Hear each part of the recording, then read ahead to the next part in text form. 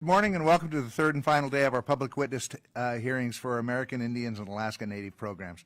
I'd like to welcome all the distinguished tribal elders and leaders and thank our witnesses for appearing before the committee to share their concerns on these important topics. This year we had an unprecedented number of requests requiring us to expand to a third day to accommodate nearly 100 tribes and tribal organizations.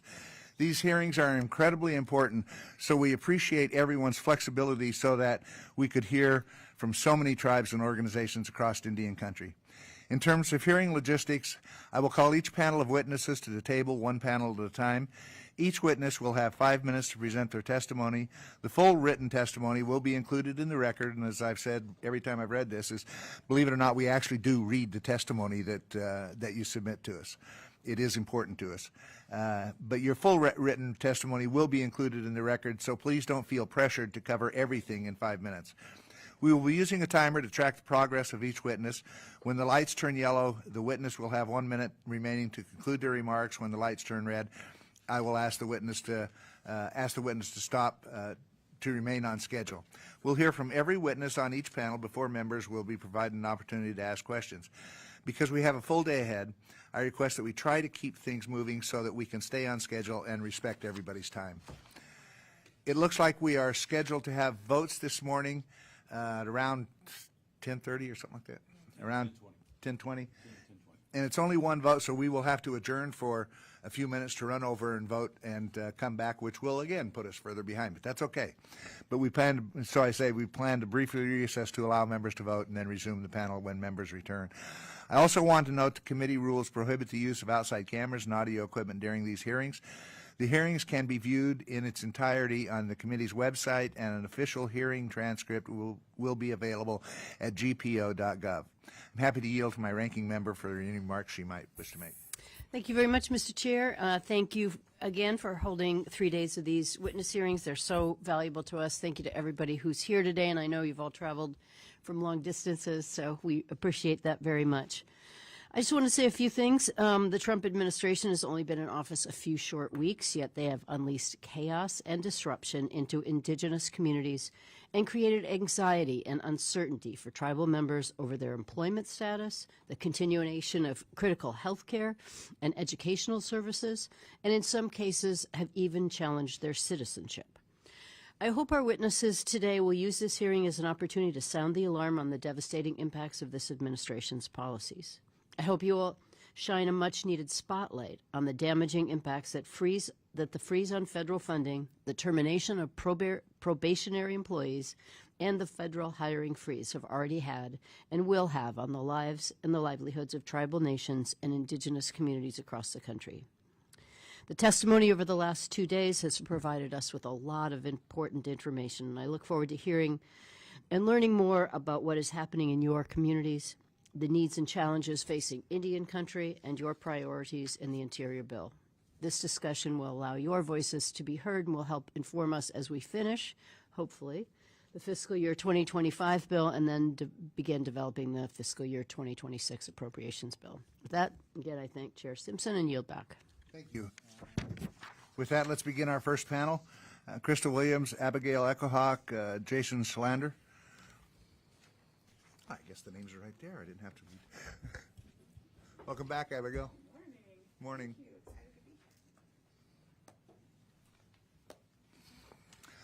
Okay, Crystal, you're first. Thank you. Okay, good morning. Good. The light's on, yes. Good morning, Ranking Member Pingree and members of the subcommittee. I'm Crystal Williams, and I'm the acting chair for the Coushatta Tribe of Louisiana, and I serve as the treasurer for the United South and Eastern Tribes Sovereignty Protection Fund. We appreciate the subcommittee for holding these hearings in the face of unparalleled challenges to the federal government's trust and treaty obligations brought on by the indiscriminate and irresponsible policies of this administration. Indian country and our legal and political relationships with the United States is especially vulnerable as this administration makes sweeping changes without regard for the programs, services, funding, and contracts that tribal nations and our people are owed, all without tribal consultation. This cannot be allowed to continue. Although I want to use my testimony to address our priorities for fiscal year 2026, what we are experiencing today is gravely concerning and deserving of our collective attention and action. As you're aware, since January 20th, Indian country has found itself in this administration's crosshairs. Funding delivered directly to tribal nations and tribal serving organizations in fulfillment of the federal government's trust and treaty obligations is being frozen, recouped, delayed, or canceled, including funding for victims of violent crimes, infrastructure, education, agriculture and nutrition, health care, and funding for housing. All of this funding is absolutely necessary and, as you know, is already woefully insufficient. In addition, we are hearing that DOI and HHS may propose deep funding cuts up to 40% and 50% respectively. We cannot and we should not be asked to sustain these drastic cuts. This is a unilateral abrogation of trust and treaty obligations. The dedicated public servants who provide services to us every day are being terminated. While we know that some exceptions have been made on a retroactive or piecemeal basis, such as temporary protections for IHS staff, the loss of an already understaffed federal workforce is being felt across Indian country, with additional reductions expected. For example, just last Thursday, it appeared that a significant number of staff in IRS's Office of Indian Tribal Governments were laid off. Without the necessary personnel to deliver upon these sacred promises, tribal nations, our citizens, and our communities will suffer. Our health, education, public safety, and many other essential services are in jeopardy. Without an exemption for all positions serving Indian country, we are left in an untenable position, one that runs totally counter to the federal government's obligations. The administration is likely to propose a voucher program for the BIE, which will do nothing to improve education in Indian country.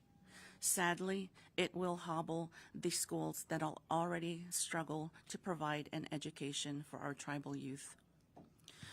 We finally continue to hear reports of tribal citizens being swept in immigration raids. This is a little ironic, and we are the original occupants of this land. Tribal citizenship should be more than enough evidence of our United States citizenship.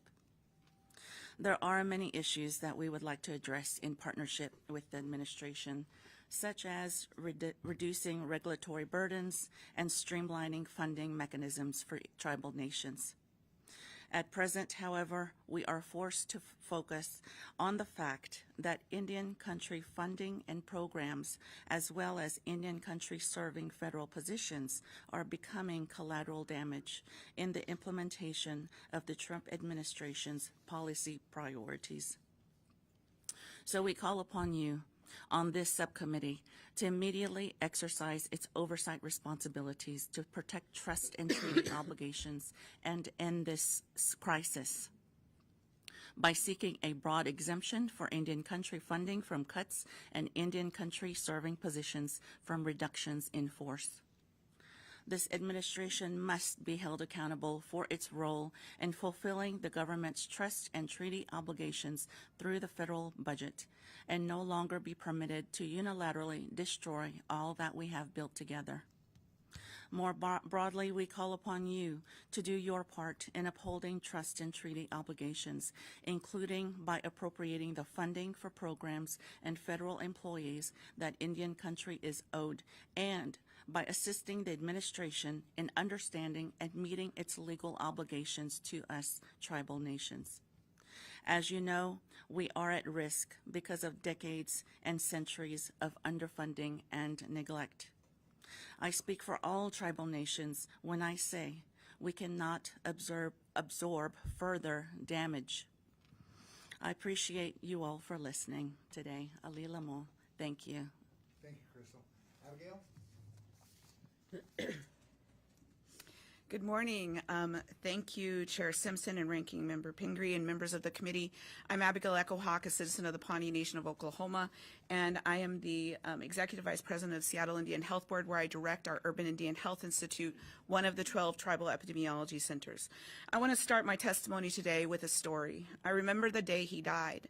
A man curled up at the footsteps of our clinic down in downtown Seattle in below freezing temperatures. He had come to the front of our clinic, whether it was seeking services or just a safe space in which to hide from the cold of Seattle as a homeless Native person. Again, Native people are 10 times more likely to be homeless in most of the cities in which we live. As a direct result of the relocation program, which was a misguided attempt to take Native people off the reservations and assimilate them into the society that was seen as what was acceptable in large cities. This man suffered that same fate like those of his family members. And as a homeless Native person who never got access to the resources and services promised as part of that relocation, he and many of other Native people in that same situation ended up homeless on the streets. And he died in the doorstep of our clinic, frozen, for no other reason than he didn't have a place to live, a roof over his head. It was where our staff found him and where we called those who then removed his body so that we could continue to provide services to those other urban Native people who live in our city. This is the experience of many urban Indians, and we need to remember that the urban Indian population, the treaty and trust responsibility for our health and wellness did not end when we stepped off the reservation, primarily leaving the reservations as a result of this assimilation program that happened. The urban programs that I am blessed to serve as the director of our Tribal Epidemiology Center are the ones serving these individuals, the 76% who no longer live in the villages and reservations, but many like myself who go back and forth to ensure that we are connected to our culture and community. But we live in the cities, and it is essential that the Indian Health Service maintain the resources and services for these urban people. And the Tribal Epidemiology Centers are essential to that. We serve to provide the resources and data that these programs need, not only like I do for the urban programs, but the other 11 are focused on our federally recognized tribes and the data that they need so we can come to you with information to make data-driven decisions, like the Special Diabetes Program for Indians. The Tribal Epidemiology Centers are the ones who assist the Indian Health Service in looking at that data and seeing the overwhelming success of a program that is one of the most successful public health programs in the nation, not just for Indians, but for anybody. We have seen more than a 50% reduction in end-stage renal failure, which means that we have people who don't need dialysis, who don't need kidney transplants, and have reduced the economic costs significantly. And there is aspects of that that need to be learned for other populations.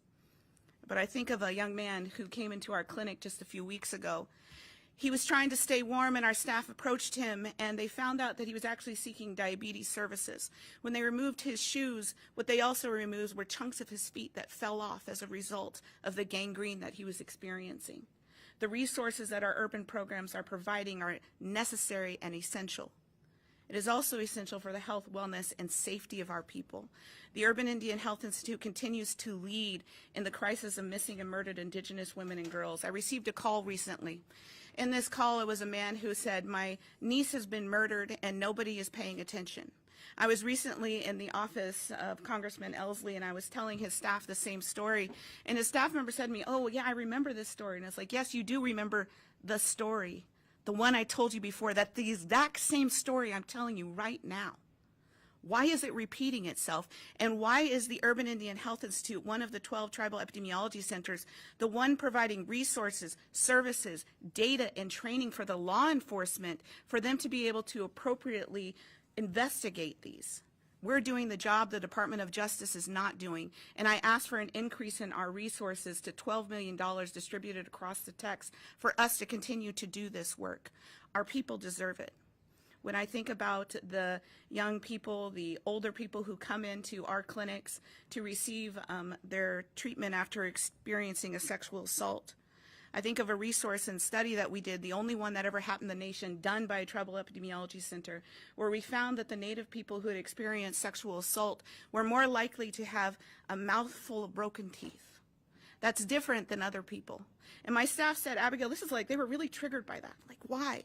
Why are so many of our teeth broken after the sexual assault? And I told them we have to think about it maybe differently. Maybe we're fighting back so hard that that's what happens.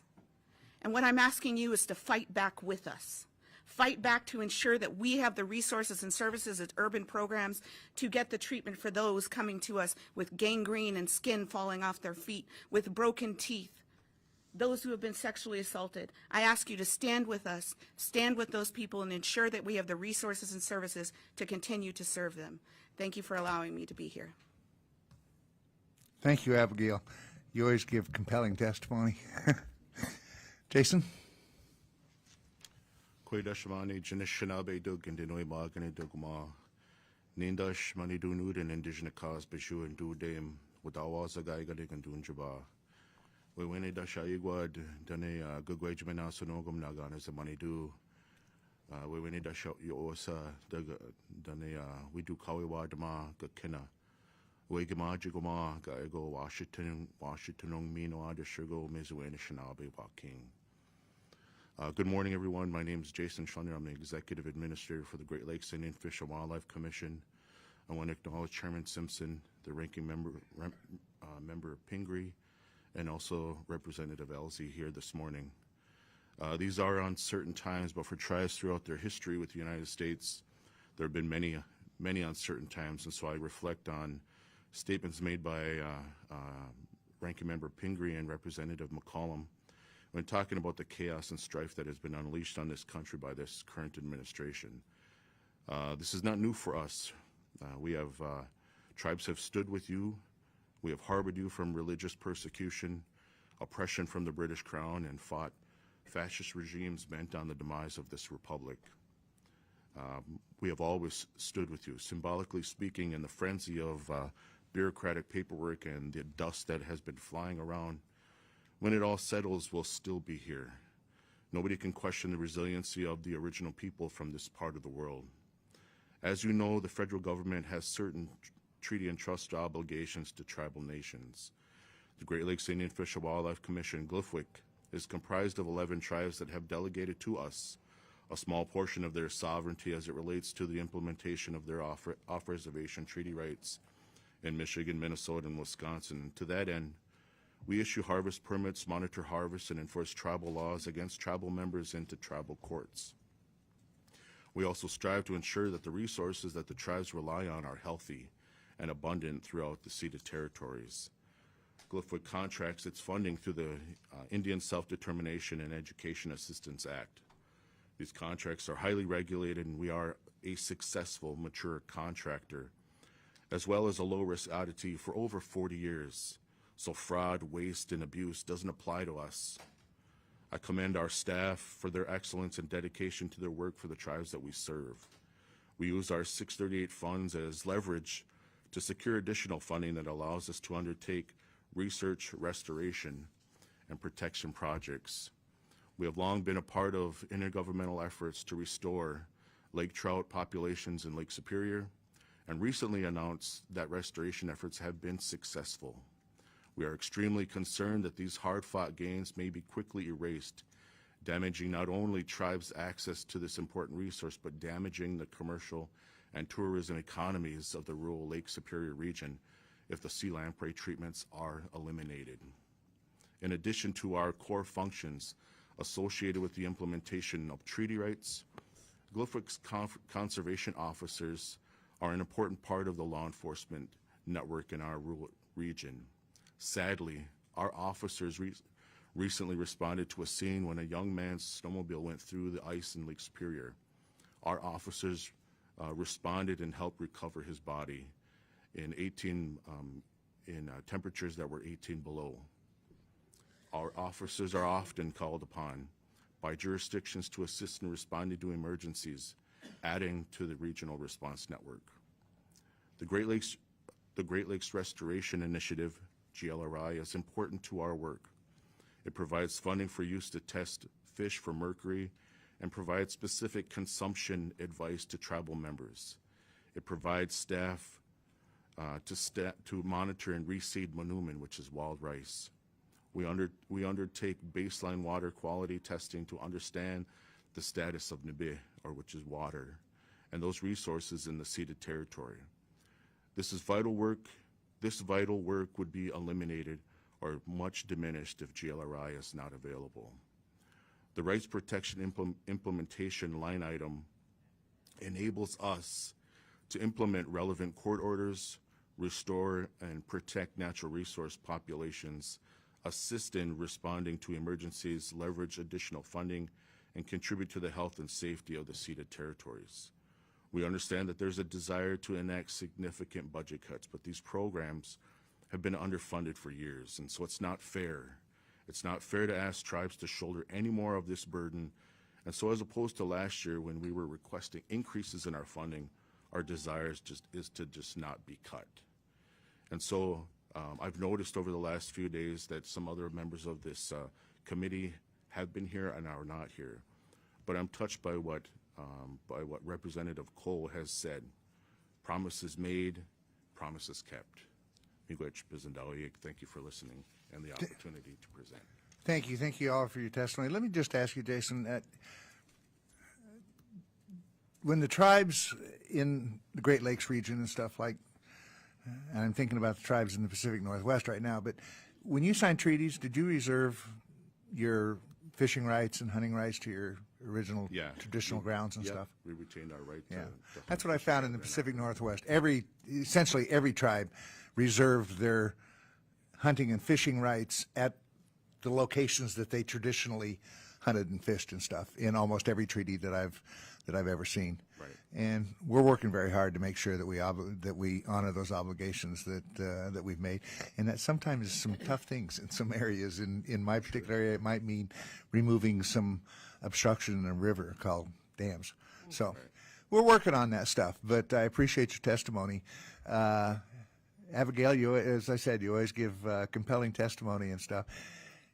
Most people, when they think of Native Americans or Indians, they always think they always live on a reservation or something.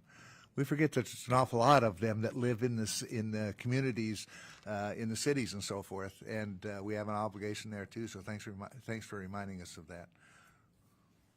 Thank you, and I just want to say, again, reiterating that was a direct result of a government program, and so again, that obligation still falls under treaty and trust responsibility, and we're looking forward for that to be continued in the support for the urban programs. Well, thanks for what your program does. It's very important. Crystal, thank you for being here to testify. We look forward to working with you to try to address the concerns that you have, and I will tell you that they're the same concerns this committee has and stuff. So we're very interested in making sure that we don't, what's the opposite of progress? Degress or whatever, that we don't go backwards on the progress that we have been making. So appreciate it. Thank you. Ms. Pingree. Sure. Thank you, Mr. Chair. Thank you, Jason. I really do appreciate the work you do with the Great Lakes. Those are enormous bodies of water and so important to the tribes. And thank you for your testimony. And I think many of us are very dedicated to making sure that we don't have any cuts in funding. I know a program like yours is sometimes easy for people to overlook with all the other challenges that we have, but it makes a huge difference. And I know it's really important to those tribes. I grew up in Minnesota, so even though I represent Maine, but I got to spend a lot of time on Lake Superior, and it's such an important part of our state. I also grew up in Minneapolis, which is another urban Indian city, and you're so right. I mean, I think people often overlook, and we spend so much time talking about the very important rights and responsibilities we have to tribal communities on reservations, but so many Indians live in urban areas, and clinics like yours are just so vital. You are a really important part of our Murdered and Missing and Indigenous Women's Day, and it's nice to have you back again. Thank you. I agree with the chair. Your testimony is always compelling, and I know you do really good work, and I'm sorry it's so under-resourced, because you shouldn't have to be the only one, standing up for so many things that you do, but hopefully we can get through this year and not cut the funding and see that you get more. Crystal, thank you for being here for USET. You represent USET as the main tribes are part of USET, and I've had the chance to be at some of the meetings and know what an important function is to have someone speaking, for multiple tribes. And thank you. Obviously, I'm very concerned about the cuts that are in other parts of tribal funding, and I think everyone on this committee feels the same way. We are always discouraged that we don't have enough for the programs that we're responsible to fund at the Bureau of Indian Affairs and Indian Education. And it took me a while to understand that there were so many other grants that tribal communities apply for at HHS and education and EPA. And it's been deeply concerning to hear from the tribes that some of those have been blocked, or they've been considered DEI or environmental justice or something else, when these are also obligations we have to sovereign nations. And there's not an easy mechanism for this committee to understand, you know, all those sources of funding. You brought up the IRS today, and I thought, oh, IRS? Hadn't even thought about that. Somebody brought up Treasury. And so I hope you will continue to keep us informed. While it's not in our purview what gets funded in those other committees, I do think we can help to be an advocate for reminding our colleagues who serve on the Appropriations Committee, like, you can't cut those funds. Those are tribal funds. And I think we're going to have a lot of work in the next I mean, there's already been a lot happen in the last month, but there are more proposed staffing cuts and more, and we just have to really be vigilant about it. And we have heard other witnesses say, you know, sometimes there's just one person you work with at the Bureau of Indian Health, but they're the one that gets you where you need to go. And if they're gone, somebody else might say, oh, it's just one employee. Well, it's not. And these are already understaffed, underfunded agencies. So anyway, thank you all for your time. Mr. Elson? Thank you, Mr. Chairman. Thank you all for being here. Shelley, as always, your remarks are spot on. And I think in my short time being on this subcommittee, my observation is that this is perhaps the most cooperative and collaborative bipartisan committee that certainly I stand on. And we're all friends here, and the goal is actually to improve the quality of life based on the law and the treaties and the agreements that we have made to your people. All the tribes over 150 years ago, which consistently are not met. They are not met. And that's on the U.S. government. So yesterday, 2 days ago, this is day 3, we had a discussion about lifespan and how after COVID, the tribes have met with the highest decrease in life expectancy of any ethnic group in the United States, and that's of 6 years. Down to 65.1 years now, which is, I believe, 7 years less than the next ethnic group, which is atrocious, which means it affected you guys even more because of your numbers. And so the data that I mean, the quality of life depends, and life expectancy depends on safety, health, adequate food supply that is healthy food, and education. All of which are not tracking right now for any tribe that I can think of any region of the United States. And every time you take one of those away, quality of life goes down, hopelessness increases, and life expectancy goes down. And so under the chairmanship of Chairman Simpson, we're working, we do care. I would like to say it's good to see you, but I'm glad you're here. Your words are always difficult to hear, but must be heard. What language are you speaking when you do your introductory remarks, Jason?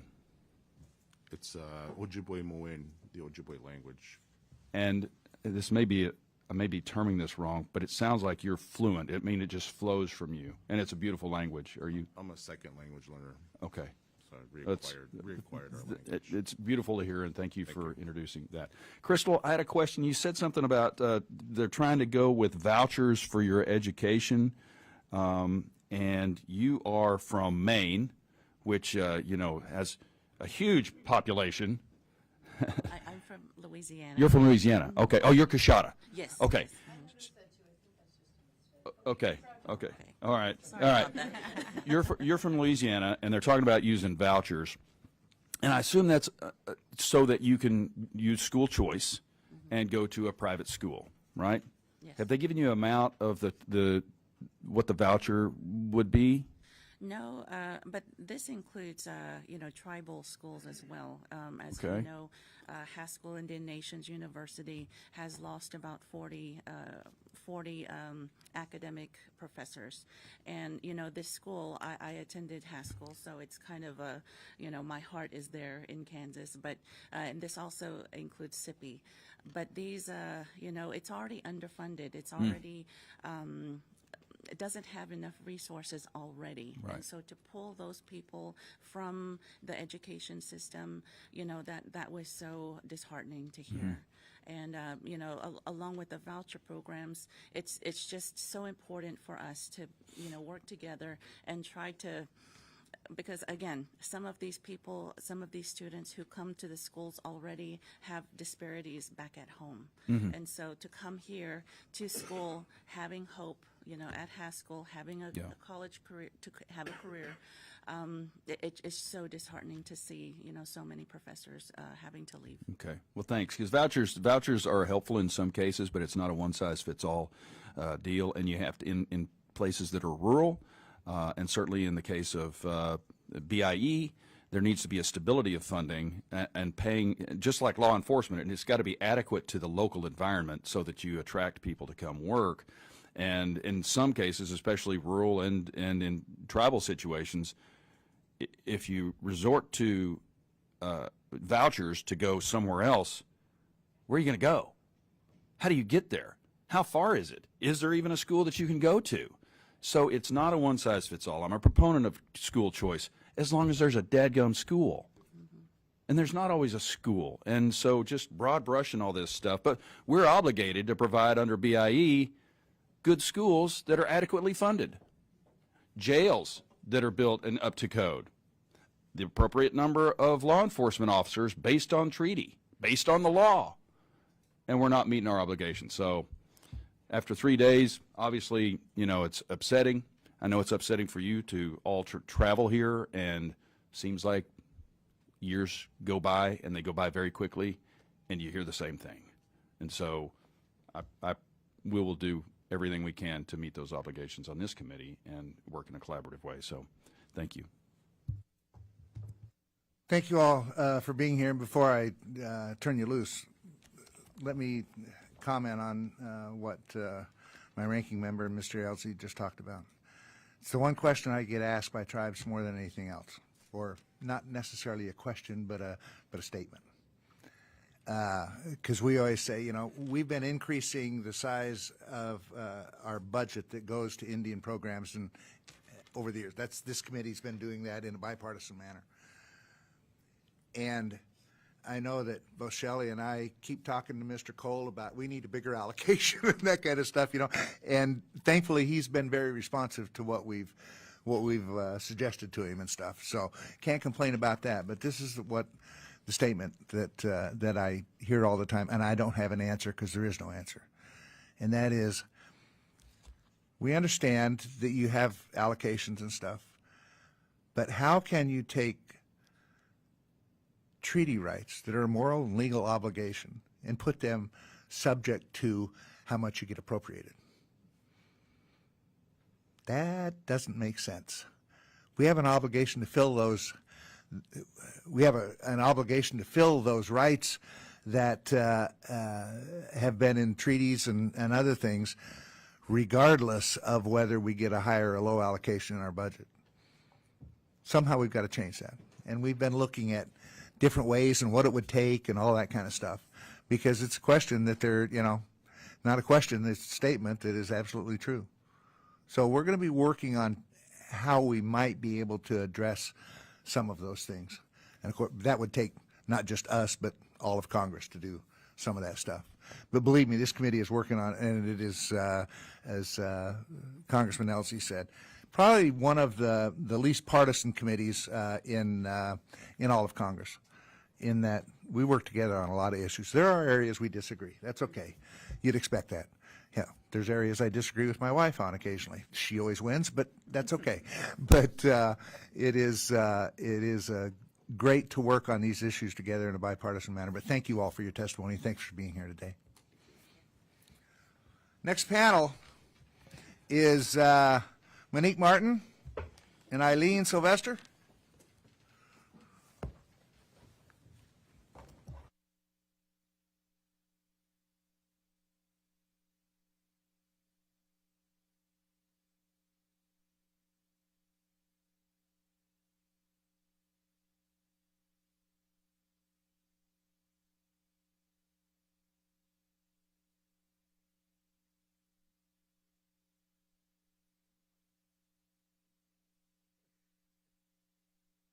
I appreciate you being here today. Monique, you're first.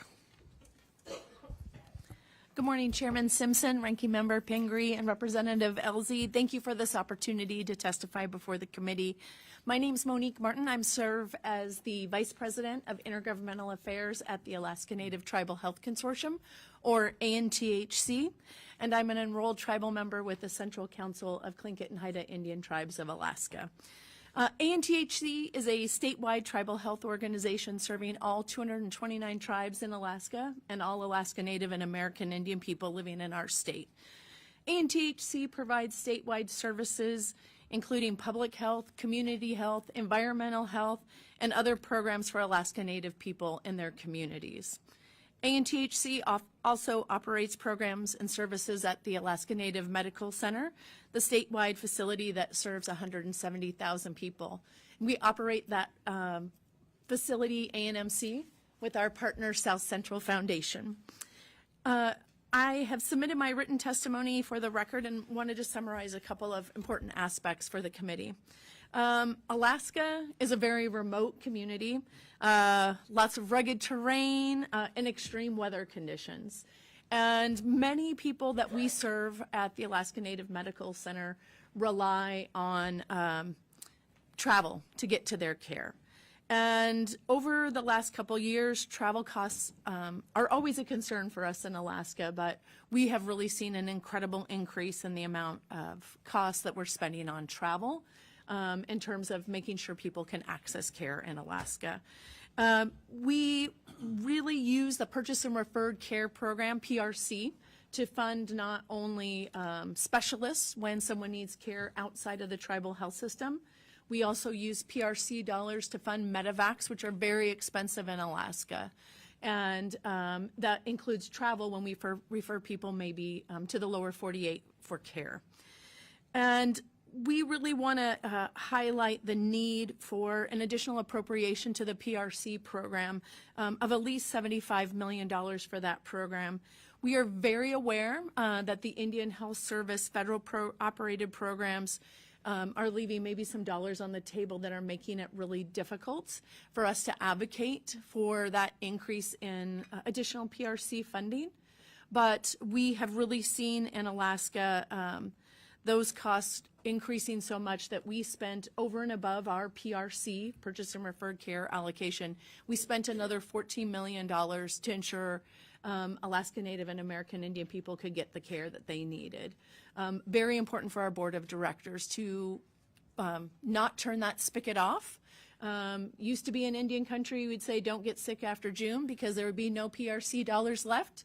So we would really highly encourage and request from the committee really looking at that PRC program. And because of those dollars that remain with the Indian Health Service, we'd also urge the committee to direct the IHS to examine its policies for PRC and to work to facilitate timely distribution of PRC funding of authorized travel and acute care services in extremely rural and frontier areas.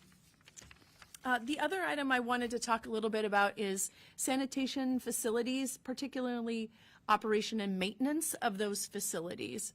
The Bipartisan Infrastructure Law, or BIL, provided $3.5 billion to address the 2021 estimate for all reported sanitation deficiencies in the Indian health system. And despite this historic level of funding, we're already seeing really big impacts from the inflationary increase in costs. But equally important to really ensure that we protect the federal investment in these programs is the ongoing operation and maintenance and how we can fund those programs to ensure we're protecting the federal infrastructure, but also that community members can afford the cost to operate those systems. Really important for us in Indian country as we really look to ensure communities have access to clean water and sanitation facilities throughout Indian country. And what we would recommend for the committee is to provide $10 million to fund a demonstration project to document the system-specific expenses necessary to develop the criteria and funding methodology, along with other requirements for establishing an O&M program. We have a Department of Environmental Health and Engineering at the Alaska Native Tribal Health Consortium, and maintaining these facilities in a state like Alaska really requires unique thinking, and our DHE team has 2 patents to help protect those investments. So we would really encourage and request the committee look at that program. Thank you. Thank you, appreciate it. Ileen? Thank you. Thank you so much. So good morning, Chairman Simpson, Ranking Member Pingree, and respected, oh, I'm sorry. Better? Okay. All right. Good morning, Chairman Simpson, Ranking Member Pingree, and respected members of the committee. I'm Ileen Sylvester, and I'm the Executive Vice President for Southcentral Foundation. And I'm also an enrolled tribal member of the Native Village of Eckwak, which is in the Bristol Bay Area in Alaska. So Southcentral Foundation provides health and wellness services for over 70,000 Alaska Native American Indian people regionally. Our service area encompasses over 100,000 square miles, which is about the size of Wyoming. So with 2,700 employees, we are the 10th largest employer in Alaska, and last year we provided over 800,000 encounters within our system. Thank you for the opportunity to once again address the ongoing funding needs of Southcentral Foundation. I'm grateful that Congress takes the time to listen to tribal leaders from around the country and understand the issues impacting our communities. During yesterday's meeting of Secretary Kennedy's Tribal Advisory Committee, the Secretary assured tribes he would protect jobs at Indian Health Service from layoffs and would support and promote the health and well-being of tribal citizens. And we urge you to work with the administration to achieve those objectives in fulfillment of the United States Trust responsibility. IHS has been underfunded for years, and further cuts would severely impact critical health services provided to tribal citizens.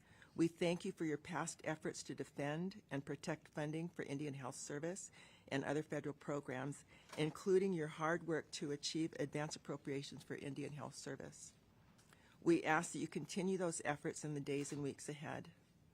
And I will turn briefly now to a few key points regarding federal funding and our priorities for fiscal year 2026. First, I'd like to emphasize the importance of funding stability to Southcentral Foundation and the tribal health system. Even when funding ultimately becomes available, delays have dire impacts on tribal communities across the country. The current uncertainty regarding federal funding underscores the need for advance appropriations for the Indian Health Service. Southcentral Foundation urges the committee to ensure permanent advance funding for Indian Health Service until mandatory funding can be secured. If necessary, in resolving budget issues for fiscal year 2025, we ask this committee and Congress to pass language to ensure Indian Health Service funds are exempt from sequestration. Second, I'd like to emphasize the benefits of the 105L lease program. Southcentral Foundation is currently constructing a behavioral health expansion that will provide crisis stabilization services and detox services for our most vulnerable patients. We are also planning an expansion to our primary care center in the Mat-Su Valley, where our patient population has doubled in size since 2012 when we opened the original building. So neither project would be possible without 105L leasing, and we urge this committee to ensure that funds for 105L leases remain an indefinite and mandatory appropriation. Finally, I'd like to highlight 2 ongoing priorities for Southcentral Foundation. The first is workforce development. Tribal leaders have spoken over the past few days about the difficulty of not just hiring, but retaining qualified personnel to provide vital services. And this is a challenge for us as well. Alaska faces a very serious housing shortage, and this complicates the already difficult task of building a workforce able to serve the rural, remote region where many of our patients live. We urge the committee to fund efforts to address this issue. The second priority is the behavioral health crisis in our communities. The CDC has found the suicide rate among Alaska Native people is almost 3 times the U.S. national average and about 6 times in some parts of Alaska. So this is unacceptable. We are working to respond to this crisis, but additional support from federal government is needed. We urge the committee to make funds available for investment in behavioral health. So thank you again for the opportunity to bring these issues to your attention. Thank you. Thank you all. Thank both of you for coming so far to present your testimony. Having been, either one can answer this. If they can answer it, I don't know. having been a dentist for like 22 years in the real world before I got into politics, how do you deliver dental care to some of these communities that are miles and miles away from you almost want to say civilization. I mean, they're out in this rugged country, and some of them you can only get to by airplane and stuff. How do you deliver dental care and get dentists to actually come to Alaska to do that kind of stuff? So South Central Foundation does provide health care to 55 tribes in rural Anchorage service unit. Our dental care we will provide in the villages. We have dental chairs. We have dental teams that go out. We have a partnership with ANTHC training dental health aid therapists. And so it really is, especially because of travel, a cost of travel. Sometimes they can fly out to St. Paul Island, which is like a 3-hour plane ride out in the middle of the ocean. And the last time our team went down, they got weathered in for about a week. And so there's a lot of logistics to do that, but it's so critical because dental health care really impacts the whole rest of your well-being. And so those are areas that really are critical to our people. Thank you. It's always fascinated me that it's delivering health care in general, but being a dentist is always fascinating to me. It's different in Alaska than it is anywhere else. You have these big old bags that they carry with all the equipment with them, and it's quite the undertaking. Yeah, I'll bet it is. Anyway, thank you, Ms. Pingree. Yeah, thank you. It is always amazing when we get a chance to talk with the Alaska tribes, and I know there are many of them, but really the level of just the scale you have to work on and the complications of the distances people travel in such a beautiful and amazing state. Just to reinforce that, I think we heard from another Alaska tribe yesterday about the travel costs being, just expensive, and we all understand that's. I only live in Maine, but we have a lot of remote islands and understand that it's not easy to get places and weather can stop you. One of the things you mentioned was maybe Indian Health Service was leaving money on the table and that was making it more complicated. Just a quick explanation of what we might want to look at. Certainly. Thank you for that question. We know the Indian Health Service is not expending all of their allocation they receive. Which is challenging on a few fronts. We've worked with the IHS, and they've really ramped up efforts to get money out the door for those federally operated programs. In tribally operated programs, we're spending every penny and then some to make sure patients get care. And there was quite a couple $100 million that the IHS was leaving on the table. They've really worked over the last year or so to bring that down significantly, but that has certainly not helped our opportunities to advocate with other members of Congress for that increased allocation. Got it. Well, we can look at that.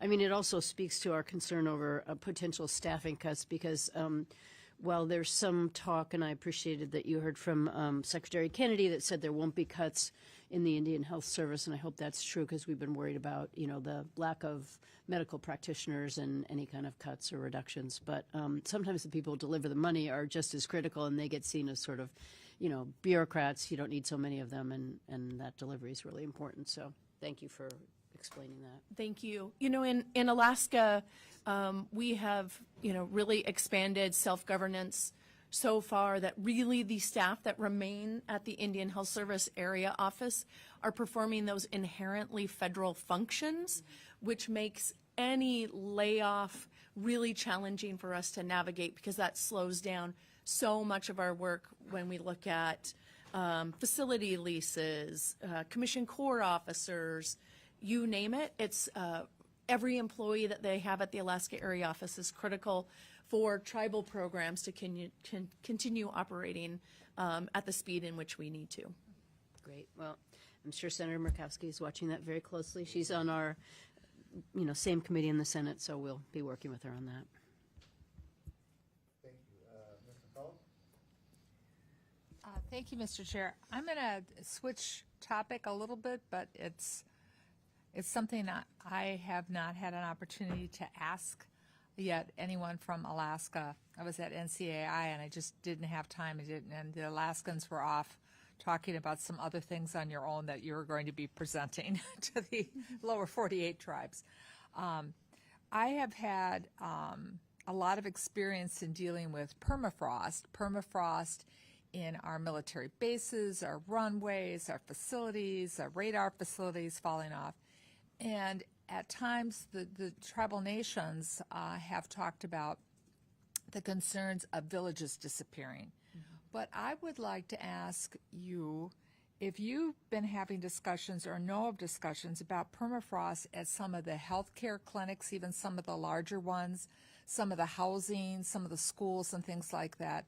The Army Corps of Engineers is working on trying to figure out how to build buildings and build runways that can kind of go with the, in Minnesota we call them frost heaves. I bet you do in Maine too. You know, but this is not just a frost heave. This is, you know, a sinkhole potentially. Could you just tell me about some of the concerns that we should be maybe proactive? When you were talking about operation and maintenance, permafrost just popped in my mind. Thank you. At the Alaska Native Tribal Health Consortium, we have a very robust division of environmental health and engineering that go out to rural communities and villages and work with communities, tribal leaders to build water and sanitation facilities. And they look really different across the state depending on the area and what works and what community members really find important for what they want for their members. So we do a few different things with also constructing clinics. And it is such a challenge for us with melting permafrost in Alaska because of the rate of climate change happening in the Arctic. That our environmental health and engineering team developed a patent for a thermosiphon, and it really helps protect any of the foundational work. When you see in Alaska, we build the infrastructure in giant tubes, culvert-looking things that we heat so that water doesn't freeze as it's moving from home to home. And we're really having to address these things by building it, right? Like our engineers at ANTHC designed this thermosiphon which is really designed to keep the ground frozen around that really important foundation in the permafrost. So it is an incredibly important part of our work is how we navigate some of these challenges and how we even build some things. We use a portable system, the pass and the mini pass, where we can haul water to a home and it's held on the outside of the home instead of having piped water to a home. Because if we know that that community may have to move due to climate change, erosion along riverbanks, whatever it might be, we know some of those communities might have to move, so we do not build, in some cases, infrastructure, piped infrastructure to home. We use it on the outside of a house, and then that water is then recycled for sanitation purposes. Thank you, Mr. Chair. I'll have to learn more on this. Thank you. Appreciate your testimony, and you really do have one of the strongest advocates in Congress in Senator Murkowski, and I've spent time with her talking about Alaska Native and American Indians issues and stuff. And glad to say that we're all on the same page on this in both the House and the Senate. So you really do have a good advocate there. So appreciate you taking the time to come all the way down here. I will tell you that they now have called a vote. We only have one vote, so it shouldn't take too long for us to go over and vote and come back, and we'll call the next panel as soon as we get back. Thank Okay. you. Committee is temporarily in recess.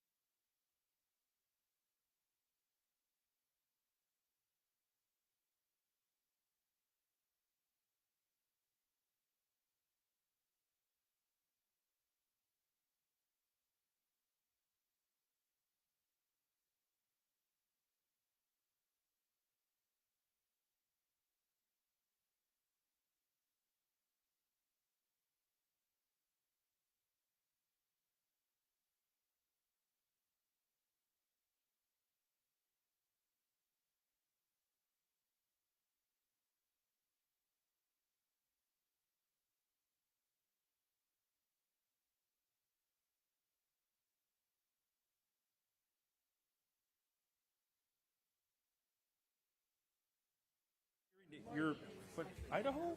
What's that? What state? Idaho? Oh my God, I love it up there. Coeur d'Alene.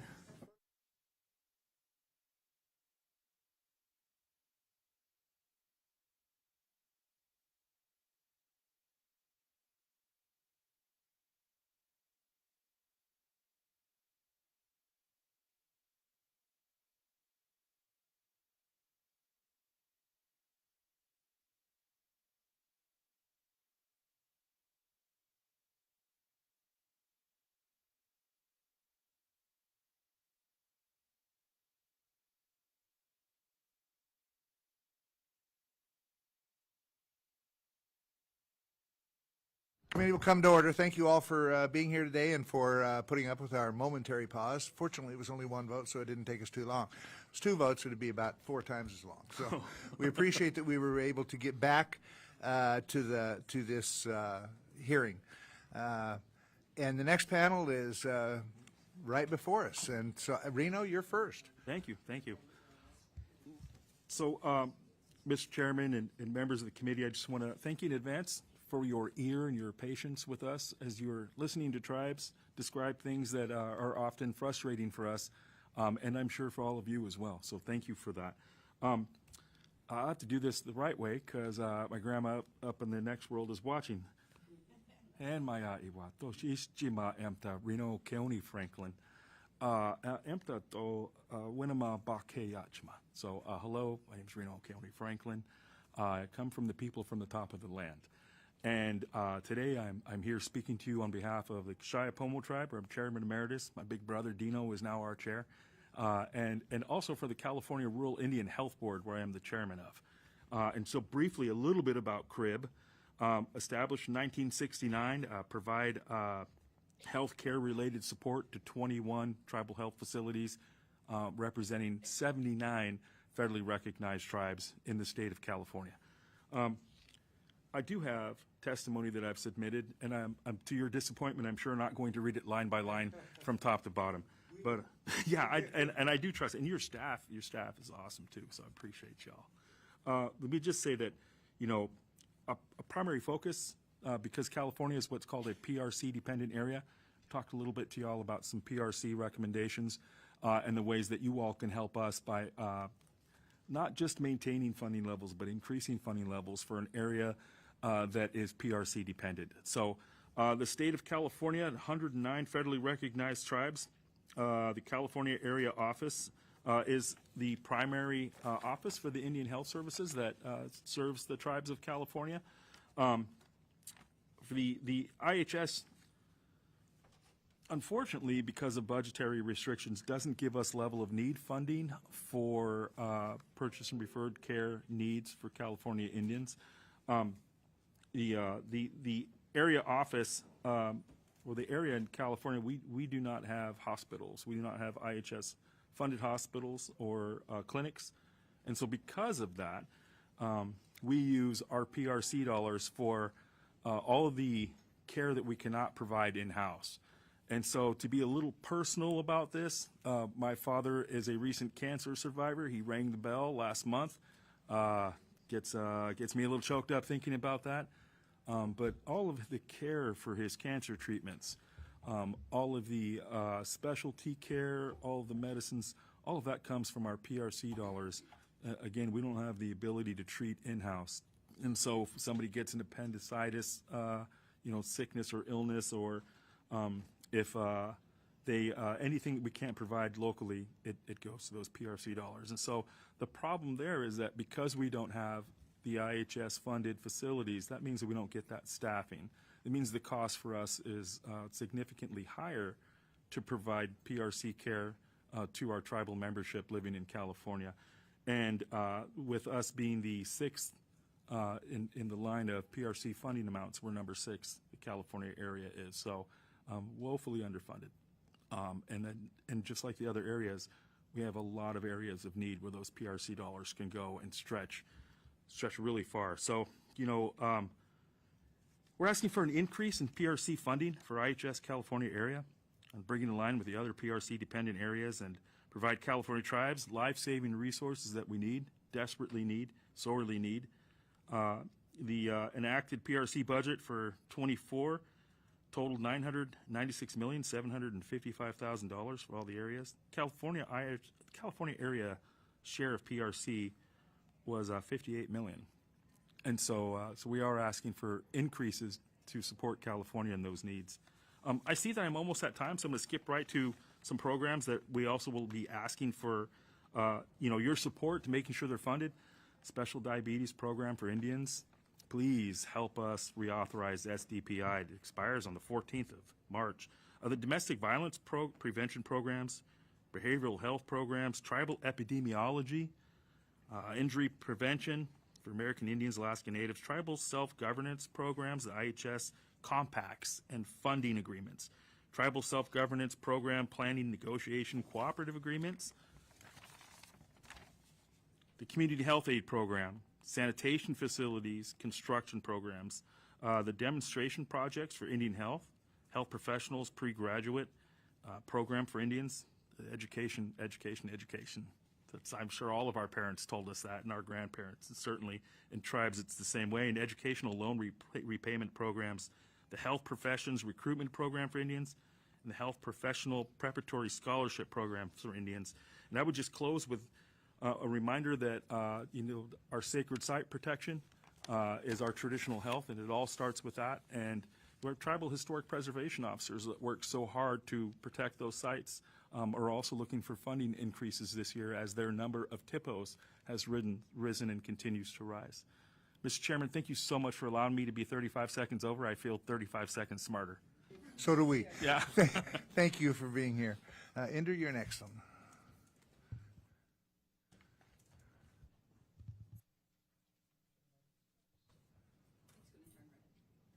It's red. Okay, you're on. Sorry. Good morning. Thank you, Chairman Simpson, and thank you for the subcommittee for inviting me here and giving the opportunity to testify. My name is Inder Wadhwa. I'm the CEO of Northern Valley Indian Health. That's a tribal health program. It's in California, Northern California, and I'm representing here. I'm here on behalf of our board of directors, who are from 4 different tribes, which are Grindstone Indian Rancheria, Kitsaldehi Wintu Nation, Mechubda Indian Tribe, and Yochadehi Wintu Nation. We appreciate your historic investment in Indian country. To build off these victories, we respectfully urge you to remember that your trust and treaty responsibility exists irrespective of Congress' separate goals to balance the budget. We offer the following recommendation for fiscal year 2026. The IHS has long been underfunded, yet its funding is constantly interrupted. Earlier this year, tribal health programs like ourselves feared that our desperately needed funding was frozen when OMB issued a memorandum recently, pausing federal financial assistance. This uncertainty greatly impacts our patient care. We respect the efforts of Congress to balance the federal budget. However, the ISH budget remains so small that cuts do not result in any federal savings, but they do devastate our citizens. We urge Congress to permanently exempt the IHS from budget cuts, sequestration, and funding freezes. While Medicaid is not within the purview of this subcommittee, we urge you to protect our access to it. Tribal facilities like us get 30 to 60% of our funding from Medicaid, but we only account for 0.2% of total Medicaid spending. In other words, cutting tribal access to Medicaid would not result in any savings, but it would force us to cut back on the essential care we provide our citizens. We implore Congress to exempt services received through IHS and tribal programs for counting towards any funding cap, as was done in 2017. We continue to advocate for advance appropriation and support this subcommittee's proposal to expand to healthcare and sanitation facilities construction for fiscal year 2027. We appreciate the subcommittee's commitment to fully fund CSC, which is contract support cost, and Section 105L leases. We remain concerned that they are still within discretionary appropriations despite their obligatory nature. Here, they take up a growing percentage of overall IHS spending, and we are concerned that Congress will cut into other tribal programs to pay for these increases, especially in light of the Becerra ruling. To protect all IHS funding, we respectfully urge you to enact mandatory appropriation for CSC and 105L lease. We ask you to require IHS to pay Section 105L lease in full, even if the space is used to serve both tribal and non-tribal patients. Currently, the IHS only pays a percentage of the lease, claiming that it is not obliged to pay for the facility space used to serve non-beneficiaries. This argument implies that we segregate our facilities by IHS eligibility, but this is not true. All facility space is used to serve tribal patients. So the IHS should pay all the lease. We support moving away from competitive grants for Indian country. The federal trust responsibility does not require that we compete with the other tribes to see services provided to our citizens. We request widespread flexible formula-based funding across all programs. We are disappointed to see the proposed cuts for electronic health record, which would halt desperately needed modernization efforts. We respectfully urge you to restore the account with 217 million. Tribal programs are chronically understaffed due to challenges like underfunding and rural locations. We therefore thank the subcommittee for proposing 12% increase to the hospital and health clinics account and urge you to dedicate resources for staff housing. While we understand that SDPI is not within your jurisdiction, we ask you to support permanent reauthorization at a minimum base of 200 million per year with an option to incorporate the funding into our self-governance agreements. With that, I want to conclude, knowing the time is like 23 seconds, so I want to thank you again, everyone, and I want to thank Chairman Franklin and Ms. Sanchez for being me part of the team there. Thank you. Thank you. Teresa?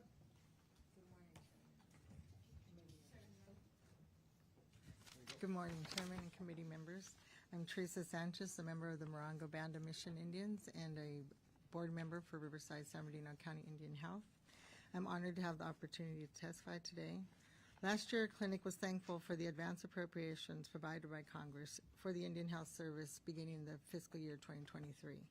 The vitality of the appropriations process in the past few years have emphasized the importance of this mechanism, which has provided some ability to carry on services despite pauses, delays, partial funding, and near shutdowns. Now is the time to go on one step further to protect these vital funds and move the full IHS budget to mandatory appropriations. In this congressional work, we respectfully ask that you ensure that tribes in California receive their fair share of these resources. These are treaty and trust-based obligations historically agreed to by the United States, and the tribes are not and should not be subject to discretionary or broad-based reductions. There are over 100 federally recognized tribes in California, and according to the census, over 600,000 Native Americans. The fiscal year 23 President's budget included a 10-year proposal to fully fund the Indian Health Service at $36.7 billion. Only a year later, due to inflation and rising healthcare costs, that top line number increased to $54 billion. With tariffs and stubborn inflation, the top line number has surely gone up, but the total agency appropriation remains less than $10 billion.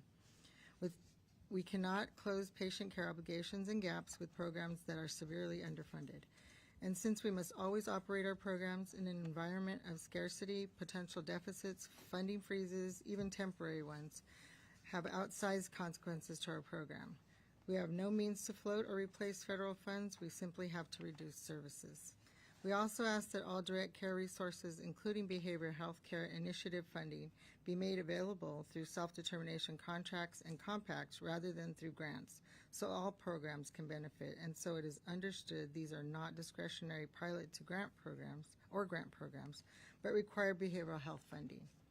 None of our funding is expendable. We continue to support the full funding of contract support costs, the funding that covers our program overhead and administrative costs, so the program funds we receive can remain dedicated to health care services to our Indian communities. We respectfully request the committee move the contract support costs and 105L lease appropriation sub-accounts to the mandatory side of the budget to provide certainty and stability for our health care programs. These two discretionary budget items are vitally important to meet our patient and staffing obligations. We also ask Congress to simplify the calculation, payment, and reconciliation of contract support costs to alleviate the significant burden on tribes and the growing bureaucracy at IHS necessary to implement IHS's contract support cost policy. We also ask the committee to order IHS to eliminate the burdensome reconciliation process, which happens years later after our books are closed. It is burdensome enough to go back and forth with agency representatives to determine an amount to be paid up front. We should not have to redo the same negotiation years later. The amount of resources spent on the reconciliation process on both the tribal and IHS side does not make sense, given that our indirect cost rate adjusts each year based on any over or under recovery of cost. California has always been one of the 4 Indian Health Service areas that are PRC dependent, meaning we have little to no access to an IHS tribally operated hospital, and therefore must purchase all or a large portion of inpatient and specialty care from non-tribal providers at a significantly higher cost. This means our PRC funding never goes far enough, even when the agency maintains large PRC surpluses in other areas. Tribes had asked the director to distribute these surplus funds to tribal programs that need the funds to eliminate the surpluses that had developed throughout COVID, but that never happened. This means programs like ours that need additional PRC funding suffer year after year, as there have been no PRC increases since 2017. We support the request of California members of Congress to increase the PRC budget for all tribes in the California IHS area. We also support full funding for the regional specialty care centers that are meant to alleviate the pressure on our PRC budgets. This support of Congress would allow us to fulfill our mission and obligation to our Indian communities and is appreciated. Last, we ask for your support for the reauthorization of the Special Diabetes Program for Indians. Some of our Indian communities, over 50% of adults, have been diagnosed with type 2 diabetes. Without the necessary funding to support our diabetes health educators, our success will mostly be lost. We cannot afford to lose our patients to this disease. We thank you again for your time and consideration. Thank you, and thank you all for your testimony, and thanks for all you do for delivering health services. There's 600,000 American natives live in California. Is that right? That's more than the population of several of our states, you know. So it's a big population. Sometimes we don't think about that, but there are over 100 tribes in California itself. I didn't realize that there was that many in California. I knew there was a lot, but 109, only to Alaska. yeah. Huh. It's amazing. Sorry to hear about your father. You said during your testimony that your brother's name is Reno, is that? My poor mom. Yeah. Yeah, and my dad's name is Dino too, so 2 Dinos and then a tall Reno. Do you have any sisters? I was trying to figure out what the sister's name would Reno be. would have been a good name, but no.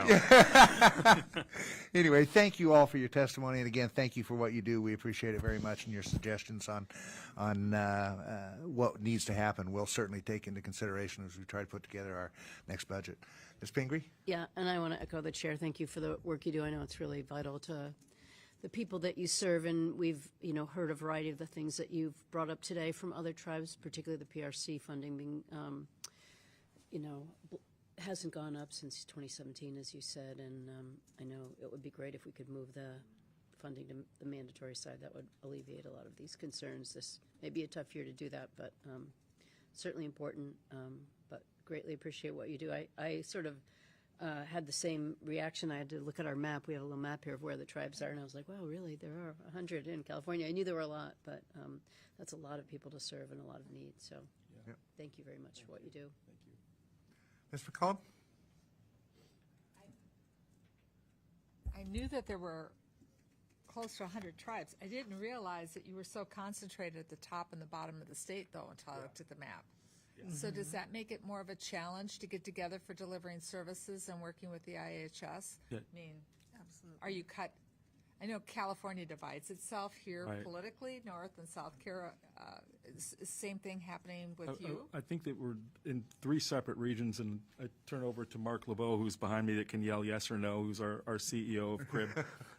But yeah, and geographically it is a challenge, especially if you have somebody living way up in Modoc County, where you could stand on the reservation there and throw a rock and hit Oregon, and throw another rock and hit Nevada while you're standing in California.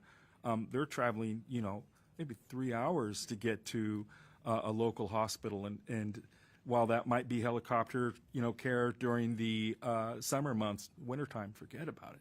It's those big snow drifts, and that's a long way to travel. It's just like our Alaska brothers and sisters that travel so far for healthcare. We're doing the same thing in California, but they're not going to an IHS facility. They're going to something else where we're spending that PRC dollar. It's double dipping almost, or double cost. And then just one quick thing for I have family who lives in rural parts of the United States and getting diabetes care, and the concerns about getting diabetes care in Minnesota, from Mille Lacs and then some of the other tribes that are even more isolated. What's diabetes care? And because you brought up the special diabetes, and I hope it gets reauthorized. Sometimes we fund things when they aren't reauthorized right away. Occasionally. Right? Yeah. Been known to happen. We would love that. But that has an impact on dialysis care as well, right? Absolutely. So an Indian person traveling from the Kashaya Reservation in Sonoma County, lovely Sonoma County on the coast, our elders are traveling, 2 hour round trip, or 2 hour each way, 4 hour round trip to get an 8 hour, a dialysis appointment done. And the mental toll on our youth that are seeing this happen, and then on our elders themselves. Yeah, it's severe. SDPI, if it goes away, this would be really clear, and unfortunately I have to say that people will die, and Indian people will die. And so, the needs of diabetic care in Indian country are not exclusive to California. And it's one of the things that, unlike everything else that, we want to stand on for medical needs, SDPI is the one. That's the one. Plant the flag there, because that's where the care is needed. And we just look to you all for your support. And I know we have it too.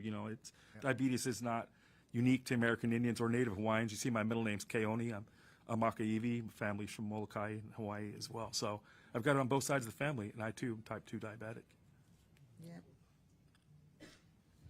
Again, thank you for being here and for your testimony, and for what you do out there. It is obviously vitally important, and it's kind of interesting as I listen to you talk about, if you're on this reservation, you could throw a rock and hit Oregon and one in. Sometimes there's a beauty in that you're remote, and that's kind of where the areas I like and stuff. But it presents unique challenges in delivering some of the services that we need to deliver. So I appreciate what you do. Thank you. Thank you. Thank you. Thank you. Thank you for having us.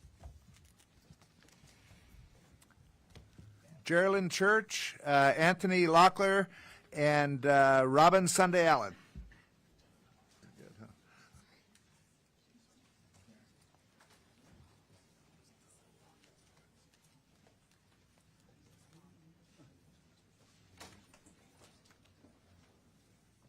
Thank you. Thank you.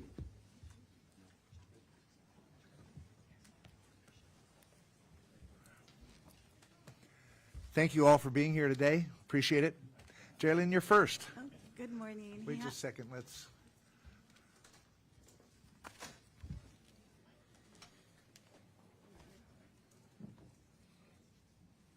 Okay, go ahead. Hey, honey, Washday. Good morning, friends, and thank you, Chairman and committee members, for the opportunity to provide testimony to you all today. Chapamaza Wiyamachiapi. My name is Geraldine Church. I'm a citizen of the Cheyenne River Sioux Tribe, and I have the privilege to serve as the President and CEO for the Great Plains Tribal Leaders Health Board. Our health board is the area health board for 17 tribes in North Dakota, South Dakota, Nebraska, and Iowa. And in addition, we provide direct health care through Oyate Health Center, which is in Rapid City, South Dakota. We refer to the tribal citizens we serve as our relatives, and not patients. We seek to empower them to find a path to wellness by integrating behavioral health care and traditional cultural values. The Great Plains has always been a strong voice in advocating for Indian health. And we do this because our relatives in the Great Plains have the lowest life expectancy in all of IHS service areas. Between 2005 and 2007, life expectancy in the Great Plains was nearly 10 years shorter than that of American Indians across the country. Between 2019 and 2021, life expectancy decreased again another 6.8 years to 53.6 years. Our relatives in the Great Plains died from cancer more than twice the rate of other American Indians and Alaska Natives nationally between 2005 and 2019. And our relatives died from heart disease at twice the national rate for American Indians and Alaska Natives in other areas. So now is not the time to be reducing workforce, reducing budgets. These health disparities tell us this is nor the time to diminish Medicaid for already under-resourced systems in our region. Secretary Kennedy noted in comments a few days ago that IHS is understaffed and underfunded. And if IHS and our tribal health systems are not staffed with well-trained people to orient themselves to the care that's needed for physicians and for those that are providing direct health care, service will be diminished. I know that there was discussion about freezing hiring except for providers, but we need all of our staff. We need the housekeepers, the schedulers, the coders, the billers, the IT staff, and other critical personnel. Congress recognized that direct appropriations would never be adequate funding. So to resolve this, it authorized Indian Health Service and tribal health programs to be able to bill Medicare and Medicaid and other third-party payers. And over the years, these resources have come to supplement and in some cases surpass the direct appropriations that tribal health programs receive in order to overcome those budget shortfalls. For example, at Oyate Health Center, we got creative and we used a portion of our PRC dollars to purchase insurance for our relatives. And as a result, over half of our relatives that we serve are insured now. And our third-party revenue grew from $7 million when we first assumed management from Indian Health Service to $108 million in 2003. Opportunities afforded under Public Law 93-638 for tribes to exercise self-governance has only begun to be realized in the Great Plains. In 2016, Spirit Lake Nation in North Dakota was the first tribe to achieve self-governance. The Winnebago tribe of Nebraska was the second in 2018. And lastly, the Oyate Health Center in Rapid City was the third to achieve self-governance in June of 2004. We know that self-determination works and self-governance works.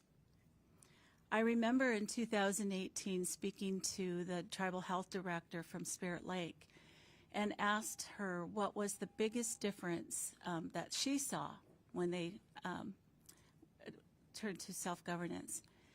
And what she said is they saw a difference in their life expectancy of their tribal members. And it was as simple as altering their budget to provide transportation to relatives to get to their appointments. So it wasn't even increasing necessarily their budget, it was just making that a priority. Winnebago assumed a failing health system. They assumed a program that had lost its Medicare certification. And within 2 to 3 years, they were recertified as 12 clans. So we know it works.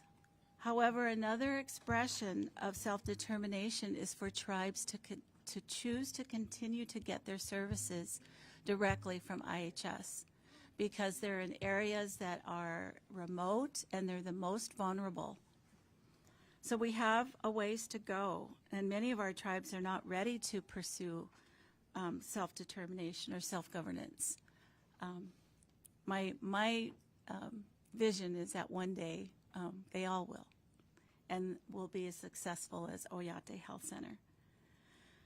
But in order to improve health outcomes in Great Plains, like our relatives in Alaska who have mentored Oyate Health Center, our friends from Southcentral Foundation were here earlier. They've helped us with our journey towards self-governance.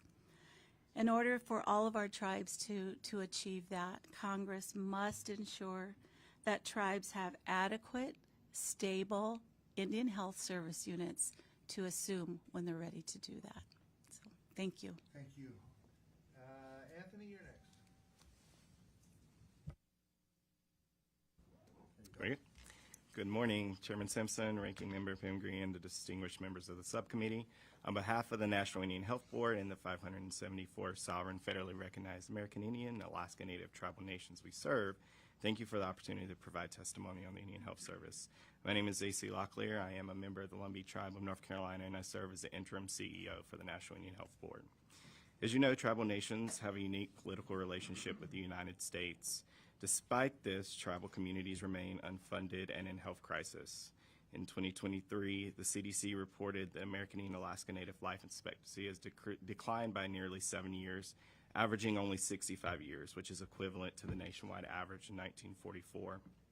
For FY26, the National Indian Health Board supports the request of the National Tribal Budget Formulation Work Group for IHS in the amount of $63 billion for IHS's mandatory funded program, including all services, facilities, and improvements needed to bring the Indian health system up to the same standards as the U.S. population.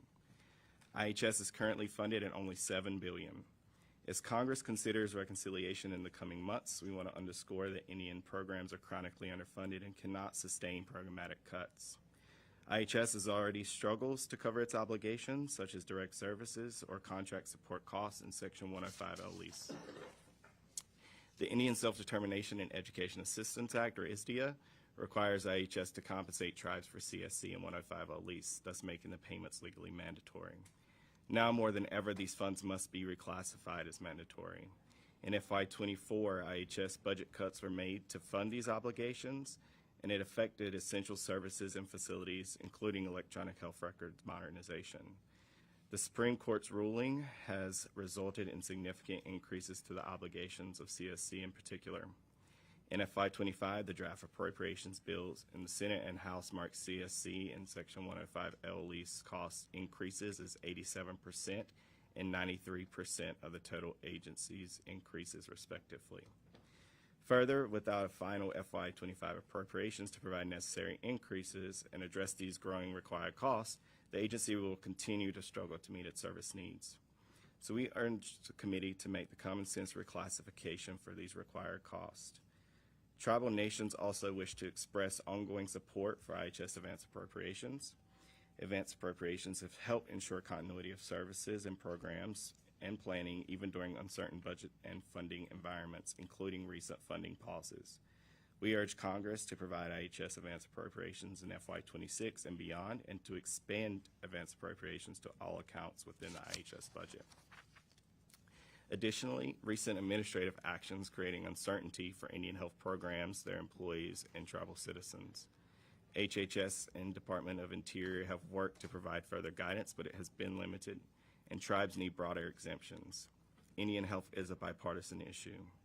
We urge Congress to share with the administration the importance of engaging in the government-to-government consultation with us prior to executing its priorities so that we can help the administration clarify and avoid unintended harm to Indian health programs. Further, we call upon Congress to do its part in upholding the trust and treaty obligations by appropriating funding that Indian country has prepaid through its land and resources. Federal staffing is also being dramatically impacted. Where limited exemptions exist, the actions continue to impact critical support staff and create anxiety amongst our providers. The Indian Health Service has a 30% provider vacancy rate. IHS cannot sustain a significant loss of staffing while maintaining current level of services and accreditation for their facilities. Our direct service tribes are some of the most impacted by these staffing reduction activities.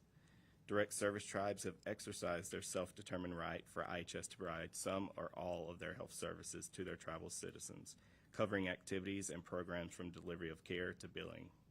This is all done by federal IHS employees. The choice to retain tribal shares with IHS and cover the cost of full-time employees is an act of sovereignty made by the direct service tribes. Any reductions in the staff of the federal workforce and Indian programs, including the termination of probationary employees and deferred resignations, will reduce resources for direct service tribes. This is grossly unfair and penalizes direct service tribes for exercising their sovereignty and self-determined rights. Staffing and funding reductions limit the availability of resources that tribes may be currently or in the future looking to self-govern through ISDIA. Tribes should not see programs that they may one day intend to contract gutted in the interim. The Indian Health Service budget faces many pressures to meet the federal treaty and trust obligations to tribes in such a constrained financial environment. Further, recent administrative actions have impacted Indian Health, threatened funding and staffing to meet these obligations. This subcommittee can make critical changes and protect the Indian Health Service budget. Thank you for the opportunity to provide testimony, and I look forward to working with you in the betterment of our tribal nations. Thank you, Anthony. Robin? Good morning. My name is Robin Sunday Allen. I'm a citizen of the Cherokee Nation and the president-elect of the National Council of Urban Indian Health, a national representative of the 41 urban Indian organizations contracting with the Indian Health Service under the Indian Healthcare Improvement Act. I am also the CEO of the Oklahoma City Indian Clinic, an urban Indian organization that provides comprehensive health care to 20,000 tribal members from over 200 federally recognized tribes. Thank you, Chairman Simpson, Ranking Member Pingree, and the members of the subcommittee for an opportunity to testify and for your leadership to preserve and protect the Indian Health Service. The committee understands the federal government's trust obligation to provide health care for Native people no matter where they live. Urban Indian organizations are an integral part of the Indian health system and provide high-quality health care to tribal members living in urban areas. The Oklahoma City Indian Clinic provides robust outpatient services from birth to end of life and is an essential part of the Indian health system and assisting the federal government in fulfilling its trust responsibility to Native people. The Indian health system is deeply personal to me. I was born in an Indian hospital. I received my health care from a tribal Indian health service or urban facility my entire life. I was the recipient of the Indian Health Service Scholarship that provided me the opportunity to pursue a degree in nursing, and after graduating from the University of Oklahoma College of Nursing, I began working at the Oklahoma City Indian Clinic, and that was 30 years ago. I have served as the CEO for the last 16 years. My personal experience, coupled with my professional experience, has fueled my passion for ensuring we deliver the highest quality health care to Native people. The vision of the Oklahoma City Indian Clinic is to be the national model for American Indian health care. We have adopted the congressionally established Malcolm Baldrige Standards of Performance Excellence. This commitment to excellence led us to receive the 2023 Oklahoma State Award for Performance Excellence from the Oklahoma Quality Foundation, and this year we will submit an application to be recognized nationally. I am committed to ensuring that American Indian health care just isn't available, but it is the very best health care available. As you know, Indian Health Service has been chronically underfunded. I want to reiterate the request of tribal leaders in calling for IHS and the urban Indian health line items to be fully funded and to maintain advanced appropriations. Our funding must be protected from any cuts, sequestrations, or funding freezes. Historically, disruptions in funding to the Indian health system have resulted in loss of life. Recent funding uncertainties forced urban Indian organizations to consider staff furloughs and service suspensions. Without federal funding, many of our urban programs would not be able to keep their doors open.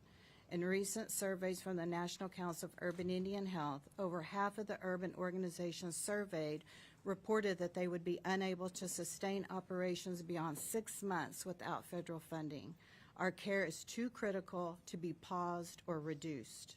It is important that Congress provide a specific exemption for the entire Indian health system, including tribal organizations and urban Indian organizations, from any future funding restrictions, hiring freezes, and proposed agency reductions.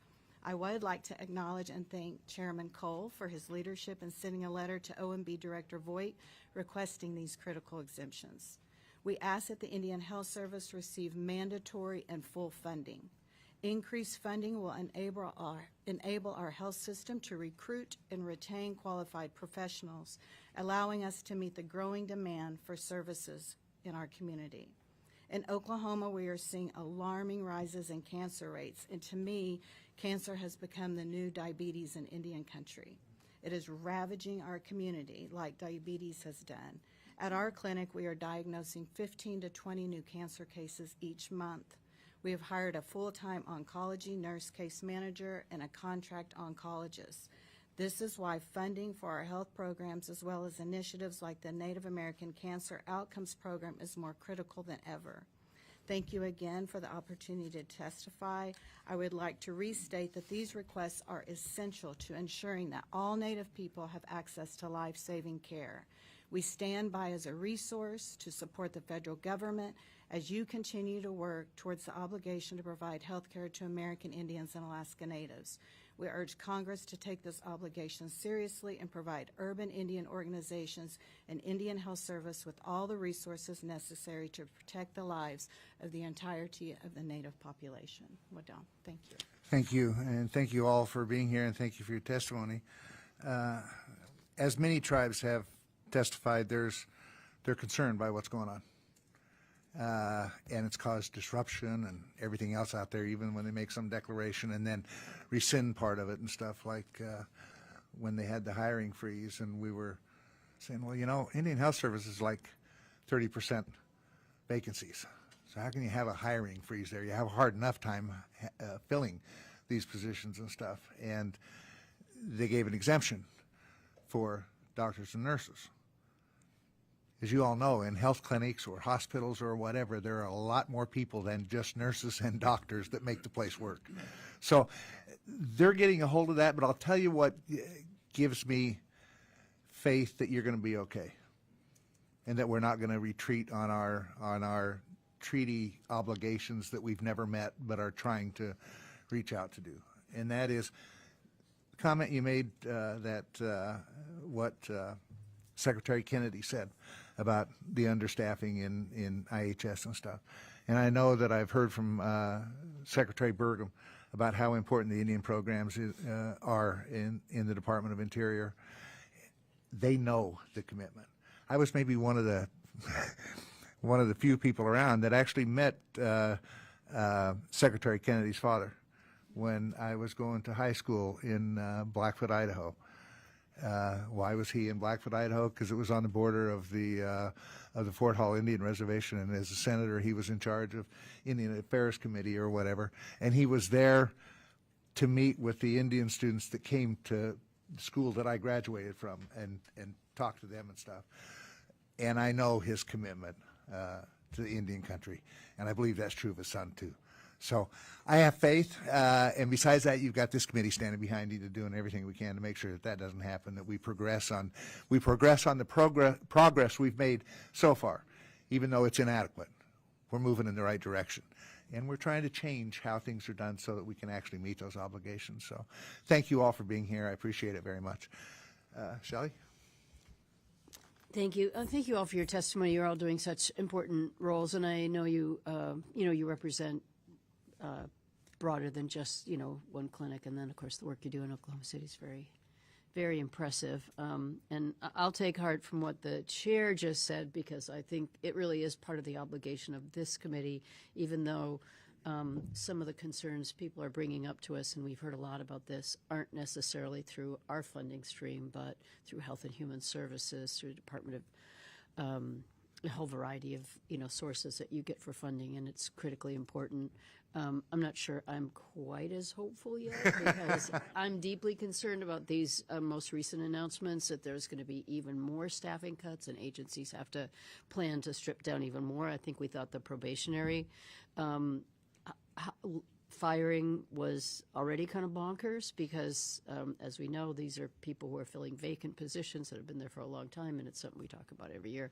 Anyway, I'm still very worried, but I do hope this committee takes it as part of their responsibility to advocate for that funding that comes through other agencies. I'm very happy to hear Secretary Kennedy say, something positive about this, but we'll be watching that really closely to make sure that funding is there. And just thank you all for your testimony. You're doing such good work and bring us a lot of really vital information. So thank you. Yeah, I will guarantee you that when I meet with Secretary Burgum next week, this will be topic number one that we will be talking about. But anyway, Mr. Elsey. Thank you, Mr. Chairman. Robin, what the cause for, do y'all have any suspicions on what the rise in cancer is linked to? I think it's a number of things. Lifestyle is always something. We have chronic obesity in our population. We don't have access to fresh food. A lot of us live in food deserts. And so environmental factors. And so I think those are all contribute. And also, the more that we're able to screen for cancers, we're going to find it. The Oklahoma City Indian Clinic, we added mammography services 5 days a week about 5 years ago, and breast cancer has become our second leading cause of cancer, and it's because we're doing a good job screening. So there's multiple factors. Okay. Geraldine, you said that the life expectancy is, repeat that number? Well, I think 53 years. 53. Yep. I don't understand. That's how many years less than the average Native American? So almost 16 years. Can you help me out? Well, the Great Plains is one of the last areas that's predominantly provided care through federal systems. So we're the last frontier when it comes to self-determination and self-governance. Okay. The federal government doesn't have the level of flexibility that tribally run programs do to be innovative, to buy insurance with their PRC dollars, and so that our relatives are getting to specialists, because they're insured. We pay the difference with our PRC dollars rather than paying the full bill. There's just a lack of flexibility that federal service units are bound by, and I think that's a big factor. Okay. COVID, that last drop was really during those years. Yeah, but still 53.1, which means I'm assuming ladies live a little bit longer and men are dying in their 40s. They're dying very young. Oh, okay, yes. that's third world country Yes, type it stuff. is. Okay, Yeah. so just real quick, I know we're behind timeline, but the food desert issue, there's a lot of similarities between the requirements that the military needs with health, food, and housing, and it seems like that they and in some places the tribes are in a similar situation, but the food shortage, eating unhealthy food, a commissary system for. Listen, I know that this, but it provides a service to military members, tax-free, lower-cost, healthy food, and the food desert thing is an issue, not just in some urban areas too. So all I'm saying is that we know that's a problem, and we don't have a solution for the food issue. We don't have a solution for the diabetic problem, but it's a preventive care thing linked to food. And then I'll just leave it with this, rhetorically, is Ozempic and like similar. We can't afford to provide those types of medications for our relatives. Would it be helpful? Yes, it would. Yeah, okay. Especially for our diabetic patients. Okay, thank you. Yes. I yield back. Thank you. Ms. McCullen. Thank you. I'm just going to make a couple of quick points, and then I'm going to ask for some possible homework. The advanced appropriation still not permanent. This committee, we work in a totally nonpartisan way on it. We've all taken turns leading the legislation on it. So we need to watch that and add that every year. And I think I could speak for all of us. You have our commitment, and Mr. Cole's and as well as Ms. Delora's on that. Mandatory, we can ask about it the way you can, but our committee has no control over mandatory. That's another committee that touches and affects your day-to-day life, and that is Ways and Means, where I know the tribal nations also have other tax issues before them. And sequestration, we've talked about that. This is the third day. We're very aware of that, and I think we're trying to figure out what we can do to get ahead of it. We're hoping it doesn't happen, and Mike, we're putting you in charge of that.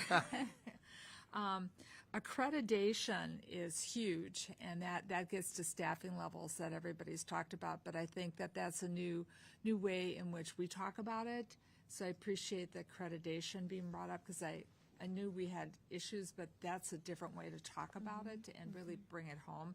My last thing, which is a little bit of homework, I think, especially for the urban Indian organizations, is I represent St. Paul. I was born in Minneapolis, so I like both cities, but everybody has to travel, if you're an urban Indian, to Minneapolis.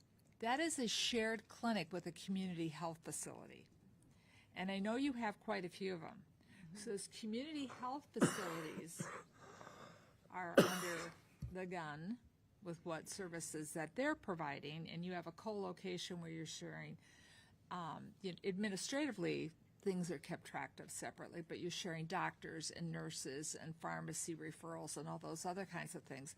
This could be a really big, looming nightmare, and just checking the box saying, well, we're going to take care of IHS clinics will have an effect on staffing and support. So if the urban Indian tribes could, with their healthcare clinics, get back to us, and I see Seattle shaking their head, get back to us about these co-locations and what we might have to do in working with Chairman Cole and Ms. Delora, who have Health and Human Services in their portfolio, to make sure we don't let something slip between the cracks. Absolutely. We will work on that. Thank you. Again, thank you for being here, and thank you for your testimony. We look forward to working with you as we try to put together a budget package that makes sense for the coming year. Thank you. Thank you. Thank you for your time. You bet. Next panel is Anawake Rose, Jason Dropic, and Tony DeSato Mule. Is that right? How do you pronounce that? What is it? Okay. Good to see you too. Hi. Hi, how you doing? We are good. How are you? Good. Anawake, you're up first. Yes, sir.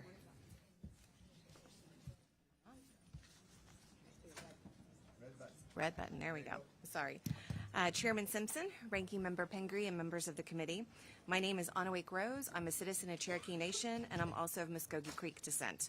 I have the honor to serve as the president and CEO of the American Indian Higher Education Consortium, or AHEC.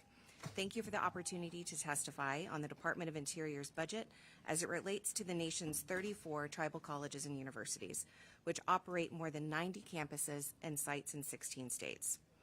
I first want to express my appreciation for this subcommittee's ongoing commitment to Indian education. We've had lots of conversations about our Native students. We have been able to make substantial progress because of the work that you've done, and Native students across Indian country have seen those benefits. I also want to thank Chairman Cole for his letter to the Office of Management and Budget and recognizing the trust and treaty responsibility between the federal government and tribal nations. These obligations are not discretionary. They're legally binding and are foundational to the relationship between tribal nations and the United States governments. TCUs are an expression of this relationship. They are chartered and owned by the tribal nations or by the federal government and serve students from more than 250 different tribes. Yet despite this clear responsibility, TCUs continue to face delays in appropriated funding, frozen accounts, and reductions in the very federal agency staff who provide critical support to TCUs and our students. Today we come to you because we are particularly concerned and alarmed about the recent terminations of federal employees at Haskell Indian Nations University, located in Lawrence, Kansas, and Southwestern Indian Polytechnic Institute, located in Albuquerque, New Mexico. Together, these institutions serve over 1,300 American Indian and Alaska Native students from over 170 federally recognized tribal nations, offering certificates, associate's, and bachelor degree programs essential to tribal workforce development. However, as a result of Executive Order 14210, implementing the President's Department of Government Efficiency, and the hiring freeze, SIPI and Haskell have suffered substantial staff reductions. 27% of Haskell's workforce and 24% of SIPI's workforce have been terminated, including vital instructors, support staff, and key leadership positions. These actions, taken mid-year, are causing nothing but chaos on our campuses as students struggle for answers on how course impacts will impact their graduation. They worry about whether they'll be able to continue their coursework past the spring, and they lose trusted coaches mid-season. They deserve better. Haskell, SIPI, and the nation's 32 other TCUs serve as lifelines to our communities. They provide affordable education, workforce training, and economic development opportunities to more than 160,000 American Indians, Alaska Natives, and other rural residents each year. However, they do so under immense strain. Many operate with outdated facilities, inadequate student housing, and faculty who must secure external grants just to cover their salaries. The lack of investment in TCU infrastructure, totaling nearly $3 billion in deferred needs, jeopardizes student success and workforce development. To support the nation's tribal college and university system, AHEC requests $176 million under post-secondary programs forward funded. The breakdown for this funding under Titles 1, 2, 5, as well as funding for IAIA, Haskell, and SIPI are included in our written testimony. I would like to highlight that our request includes funding the congressionally authorized amount of $11,571 per Indian student for the first time since the enactment of the TCU Act more than 40 years ago.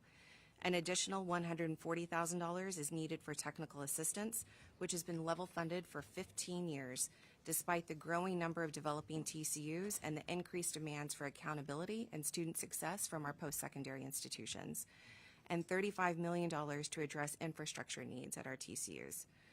Additionally, we urge the committee to use its voice and protect and reverse the harmful staffing cuts at Haskell and SIPI and exempt them from the hiring freeze so they can meet their missions of providing affordable higher education to Native students. We know this budget season is going to be very difficult, and every dollar appropriated will be a challenge. But Indian country, as you know, has paid in advance, and our students and institutions once again need your support. In closing, I want to recognize and acknowledge a longtime friend that's actually testified before you several times, a colleague and a TCU president who recently passed and was a key individual of the TCU movement, President Charles Monty Russell from Dene College. And a philosophy that Dr. Russell frequently taught to me and talked to me about is something that I want to share with you today. It's called Walk the Dawn. This is a Navajo philosophy of the idea of being first, getting up early and facing things before your enemy has an opportunity to reach you. So, on behalf of AHEC and the students and communities we serve, I invite you to walk the dawn with us and protect our students. Thank you. Thank you. Jason? First, I humbly apologize for speaking in front of my elders at the table and in this room and watching on. Chairman Simpson, Ranking Member Pingree, and members of this committee, Miigwech, thank you so much for the opportunity to testify today. Buju, Minogigajeb, Babami Benes Indigenakas, Minawaki and Dunjaba, Migizi and Dudem, Anishinaabe and Dao. My name is Jason Dropick. I'm a member of the Bad River Band of Lake Superior Chippewa Indians. I am currently the Executive Director of the National Indian Education Association. And on behalf of the students, educators, and tribal nations NIA serves, I appreciate the opportunity to testify today on the fiscal year 2026 appropriations for the Department of Interior and the Bureau of Indian Education. BIE schools are the schools of our choice because they reflect our community's needs, values, and sovereignty. With 131 tribally controlled schools and additional Bureau-operated institutions, BIE schools serve Native students in ways public schools cannot. These schools ensure Native families play a central role in curriculum development and governance, unlike non-tribal systems where our parents are often sidelined or left out. Despite this, tribal nations are too often excluded from key federal decisions affecting our schools. 25 U.S.C. 2011 mandates government-to-government consultation on all matters regarding Indian education. Consultation is not a formality, it is a legal requirement. The U.S. government willingly undertook the federal trust responsibility to Indian education, and it must continue to uphold this duty by ensuring sustained investment and full partnership with tribal nations. These educational programs are for our most sacred gifts from the Creator, our children. Redirecting funds or bypassing existing tribal federal contracts under ISDEA and the Tribally Controlled Schools Act risks diverting resources away from Native serving institutions, which were created through decades of tribal advocacy and legal agreements, and any attempt to restructure them without full tribal consent undermines the progress our communities have fought to achieve. We encourage Congress and the administration to collaborate with tribal nations to strengthen direct nation-to-nation partnerships and ensure any new policies align with existing agreements. Proposed models also risk neglecting our most vulnerable students by disregarding Bureau-operated schools and dormitories that provide education and housing for those who might otherwise be homeless. Schools like Riverside Indian School in Oklahoma and Sherman Indian School in California offer more than academics. They provide stability, cultural grounding, and a sense of belonging. These facilities are lifelines and must be protected. However, we know the current system is not fully meeting the needs of our students. Schools face challenges such as aging infrastructure, limited resources, and staffing shortages. We all share the goal of improving outcomes, but that can only happen when adequate investment in resources, facilities, and support systems. Ensuring strong and sustained funding will allow BIE schools to provide students with the safe, high-quality learning environments they deserve. For fiscal year 2026, we urge Congress to protect and sustain funding for the BIE to ensure school operations, school maintenance, and the safety and success of our students. Prioritizing investment in school construction and dormitory upgrades is critical to providing safe and modern learning environments. Tribal education agencies also require dedicated funding to develop culturally responsive programs and expand local control over Native education. Further, it is critical to maintain strong funding for the Johnson O'Malley program so Native students in public schools receive the academic and cultural support they've been guaranteed since 1934. Actual expenditures in BIE schools are based on a weighted student unit of approximately $7,000 for fiscal year 2023, far below the $15,000 national average per pupil expenditure in public schools. Compare these numbers to the extremely well-spent $25,000 on children of our military families, and you will see a more realistic picture of the financial constraints our schools face. To fully support Native students and to bring these school outcomes up to standards we're overjoyed to see come out of DODEA schools, we should work together to address these funding disparities and ensure BIE schools have the necessary resources to provide quality education. At this time, we must also recognize the critical role federal employees serving Indian country. The BIE cannot withstand further cuts. At the end of 2024, the BIE had a 30% vacancy rate and has since lost over 100 employees across Bureau offices and post-secondary institutions. An additional 40% reduction in force, or even 20% or 10%, would cripple Indian country. Halting the disbursement of vital funds and potentially closing schools and cutting essential services for tribal nations. Our communities cannot afford to lose 2,500 federal employees across the Department of Interior.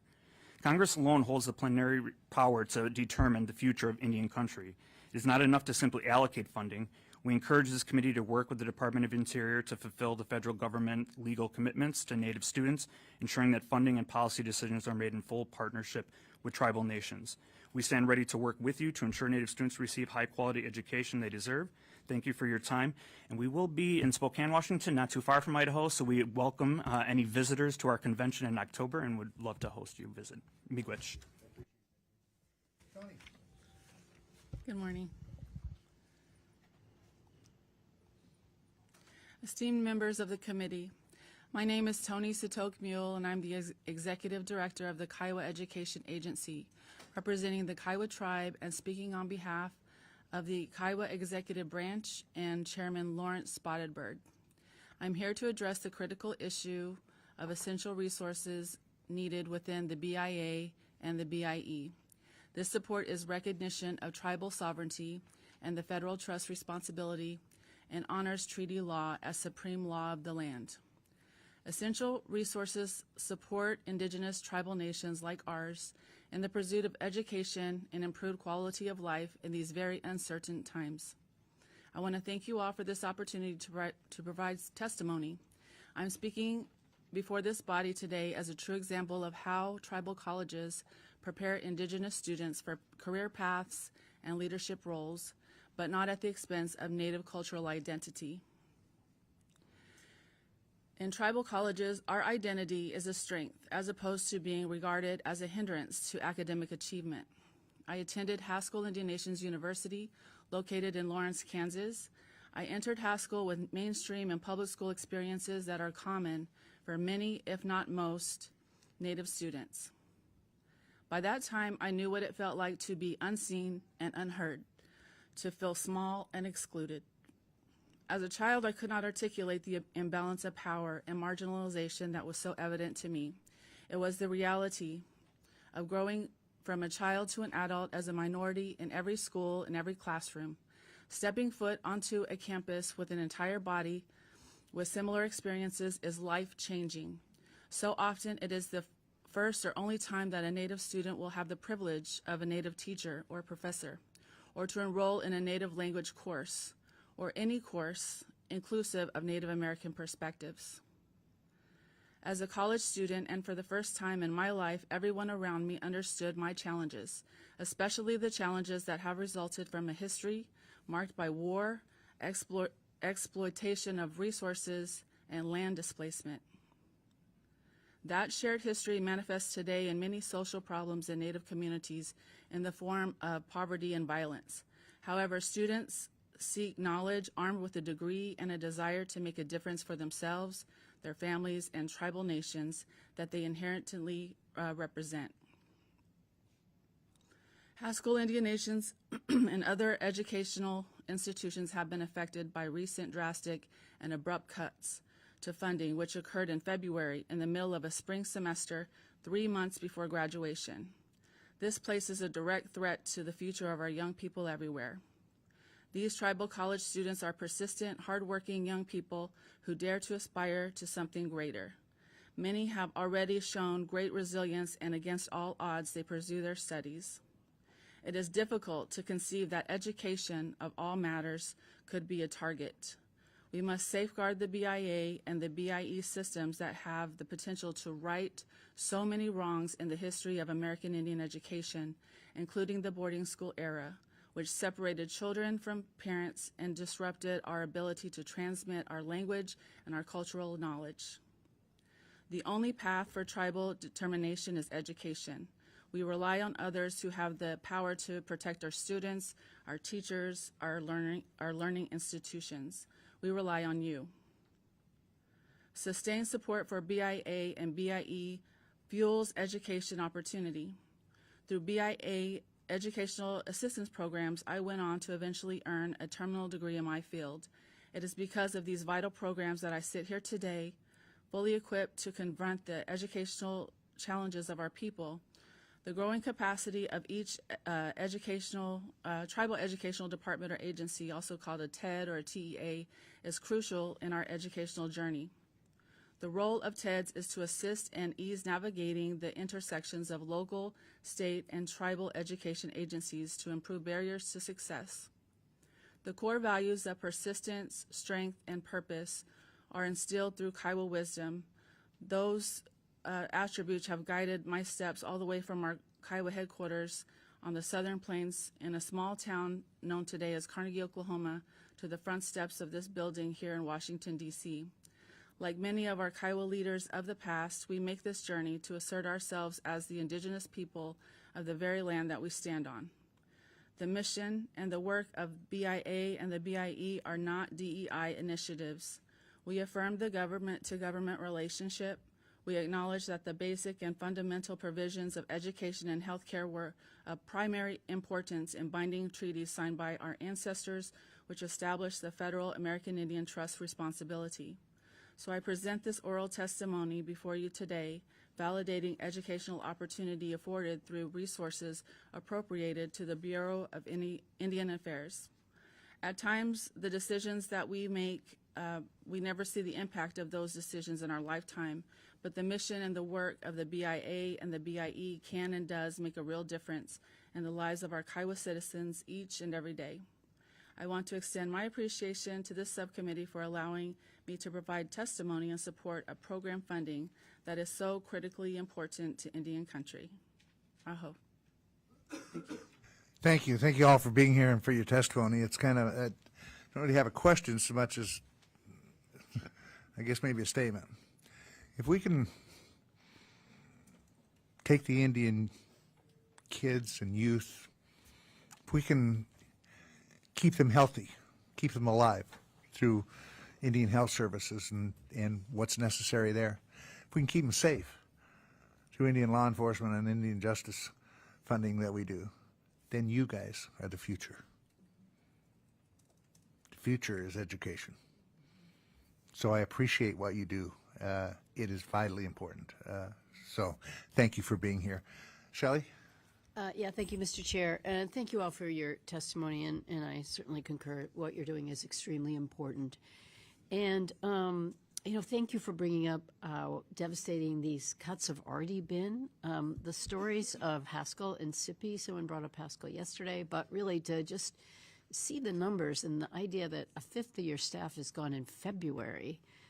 We've all talked a lot about the importance of tribal education, and we had, someone in from the Cherokee Medical School yesterday. Every one of these things we're so enthusiastic about, but that's just bonkers. Like, there's just no possible justification for that level of a cut that doesn't have anything to do with, any numbers that we're working with here that goes beyond the authority, in my opinion, of this administration, and I hope we can do something about that. I mean, just feel for those kids and what it must seem like when you're in your college career and, a fifth of your staff disappears. I saw a story about the basketball coach who was in the middle of their team was going to the tournament. Coach gets, there's just no possible justification or argument. I think it's extremely embarrassing to us on the committee that we're not informed about these things. We don't have any power at this particular point, in an obvious way to stop it. But, we really have to do something about this. And I don't have a meeting yet set with Secretary Bergen, but you do next week. And I really do think this is one thing the committee would feel united about. That's just an arbitrary firing of... We all understand we deal with, cuts every year, and there's not going to be easy budget to deal with. But that's money that was already there, it was allocated. So, I think we're really committed to try to figure out what to do about that. That's just outrageous. Thank you so much. And when you have your meeting with Secretary Burgum and you bring this issue up, appreciate it ahead of time. Please don't make the distinguish between student-facing and non-student-facing. So if there begins to be a discussion of, well, we can bring faculty back, if we don't bring the student-facing staff that is doing school safety or even lunch programs, Haskell's most immediate issue that very first weekend was that they couldn't feed their students because all their cafeteria staff was gone. So there really is no distinguishment. They're all student-facing. And we really need to bring them all back. They were already grossly understaffed, as you know. So thank you. We appreciate your support. Yeah, and in no other educational institution would we just say, like, oh, we don't need the safety personnel, or, who cares about lunch? It doesn't make any sense, and it's not the decisions that should be made by whoever made them. And the only other thing I'd bring up, there was a brief discussion earlier about potential for this administration going to a voucher system, and I really appreciated Representative Elsie, who was in here earlier, who just said, as someone, I don't agree with vouchers generally. He was actually in favor of them, but he said it doesn't make sense for Indian country. First off, it takes away vital funding for the schools that are there, and then where are you going to go? Are you going to put kids in a position of saying, oh, why don't you travel 2 hours to go to some private academy somewhere else? So anyway, thank you so much for what you're doing, and I just hope we can do something. I know that's just, in a way, a drop in the bucket of all the things we're dealing with, but those poor institutions should get their staff back.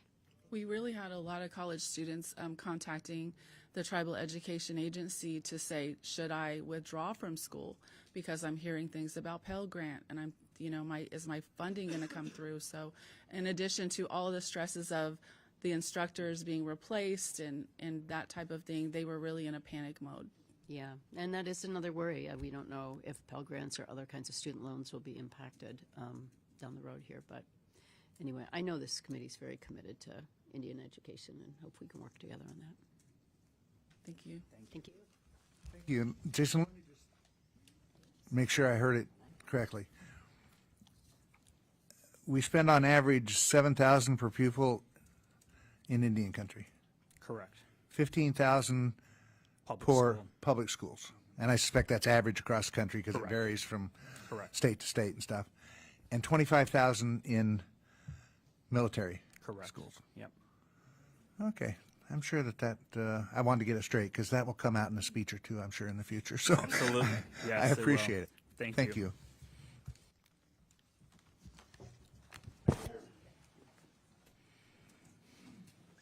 Celia Fire Thunder, Jordan Areen. I guess I should have seen that that's an E. How do you pronounce the last name? Etzidi? Okay. I didn't want to destroy it by pronouncing it first.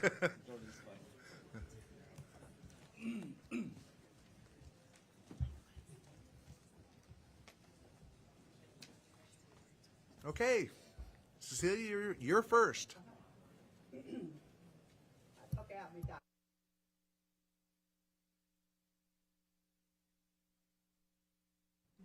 I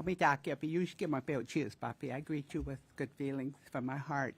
And I'm going to speak to you in a foreign language I had to learn in boarding school called English. Good morning. Mr. Simpson, Ms. Pingree, and members of the committee, thank you so much for sitting here and listening to our concerns. And we certainly hope that you're going to help us increase our budgets.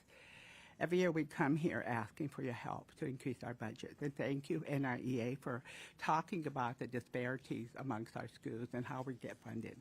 Thank you for the chance to speak with you today. My name is Cecilia Fire Thunder, and I come to you as a lifelong learner, educator.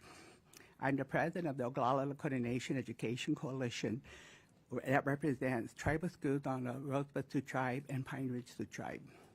I'm also the president of the Little Room School Board. We are 638 school that became 638 in 1977. We are local control. We have over 1,000 students, and we have a very stable school. But more importantly, I am here as someone who cares deeply about the future of our Native children. I not only speak for my schools in my region, but all 184 schools in Indian country and 23 states who get federal grants under the BIE and BIA. I also support any and all increases for our tribal colleges because we do have one tribal college on Pine Ridge. I wish I could sit here today and tell you that our schools are thriving, that our kids have safe buildings, strong teachers, and all the tools they need to succeed, but that's just not the case. Our local control Bureau of Indian Education schools are grossly underfunded, outdated, and in some cases unsafe. Indian education is a federal promise that needs keeping. I brought my little book. Article 6, what does it say? Treaties are the supreme law of the land, and we are the only people in this country that this government is supposed to take care of because we gave you our land, our water, our fishes, our deer, our elk. So this is a reminder. I carry this around with me all the time. Let's be honest. The federal government made a promise to Indian country in exchange for the treaties and trust responsibilities. Tribes provide millions of acres of land, gold, timber, oil, gas, and natural resources for promises. One, with the obligation to educate our children. We have kept our side of the bargain. We ask that you keep your side of the bargain. Article in the 1868 treaty, there are 3 provisions that allude to education. Our forefathers and those treaty makers looked to the future, and they saw that in order to compete and be in balance with this country, we had to have an education. So they made sure that language was put in our treaties. Currently, Congress funds BIE students at $7,000. while the national average is $16,080, and the Department of Defense funds is $25,000. That's called a disparity. So in one community like mine, you have 3 levels of funding for our students. What we want is parity and equity. We want to make sure that our congressional people, as they move toward funding us for the next couple of years, to bring it up to $25,000 at least. Imagine trying to run a school at half the funding of public school with the buildings that keep falling apart. We have 80 schools on a backlog out of the 184 schools. I can go on and on, ladies and gentlemen, but my written testimony has a lot of data and statistics. I want to conclude by saying this. I came here today with the memory of my great-grandfather, who was an Indian scout, my grandfather, who was in World War I, all of my uncles who fought in the United States military, my sisters, and today hundreds and hundreds of Indian men and women who wear the uniform of this government. I cry today because they are depending on us. I prayed all the way here to be able to say the right words to you. And I hope that my tears are not a reflection of weakness, but a tears of reflection of concern and care. And many of us cry every day at home to make sure our health care, our education, everything that this government promised us in our treaties are fulfilled. I hope that our prayers and our words reach you. And please help us increase our budget for our schools. Let me talk out there. Thank you. Thank you,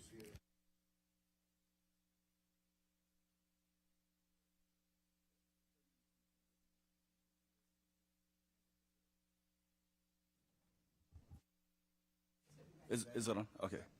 Chairman Simpson, Ranking Member Pingree, and members of the subcommittee, thank you for the opportunity to speak to you today. My name is Jordan Etsidi, and I'm the Executive Director for the Deneba Olcott School Board Association, the BOSBA for short.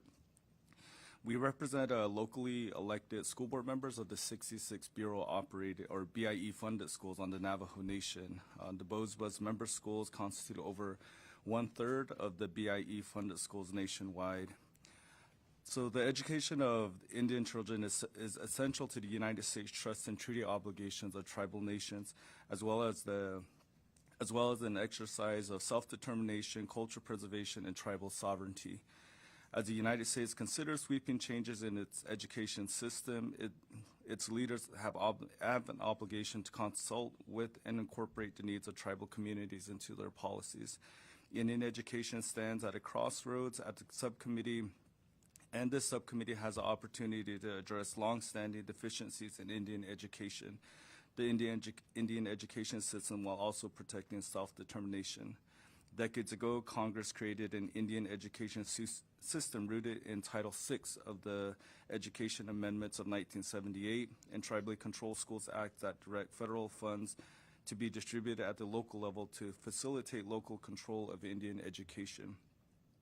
Despite clear statutory directives and congressional intent, the BIE has restructured and centralized its administrative offices to make it less accessible and accountable to tribal communities, impose burdensome administrative requirements on tribally controlled schools that are not authorized by statute, and fail to allocate congressionally appropriated dollars in accordance with statutory formulas.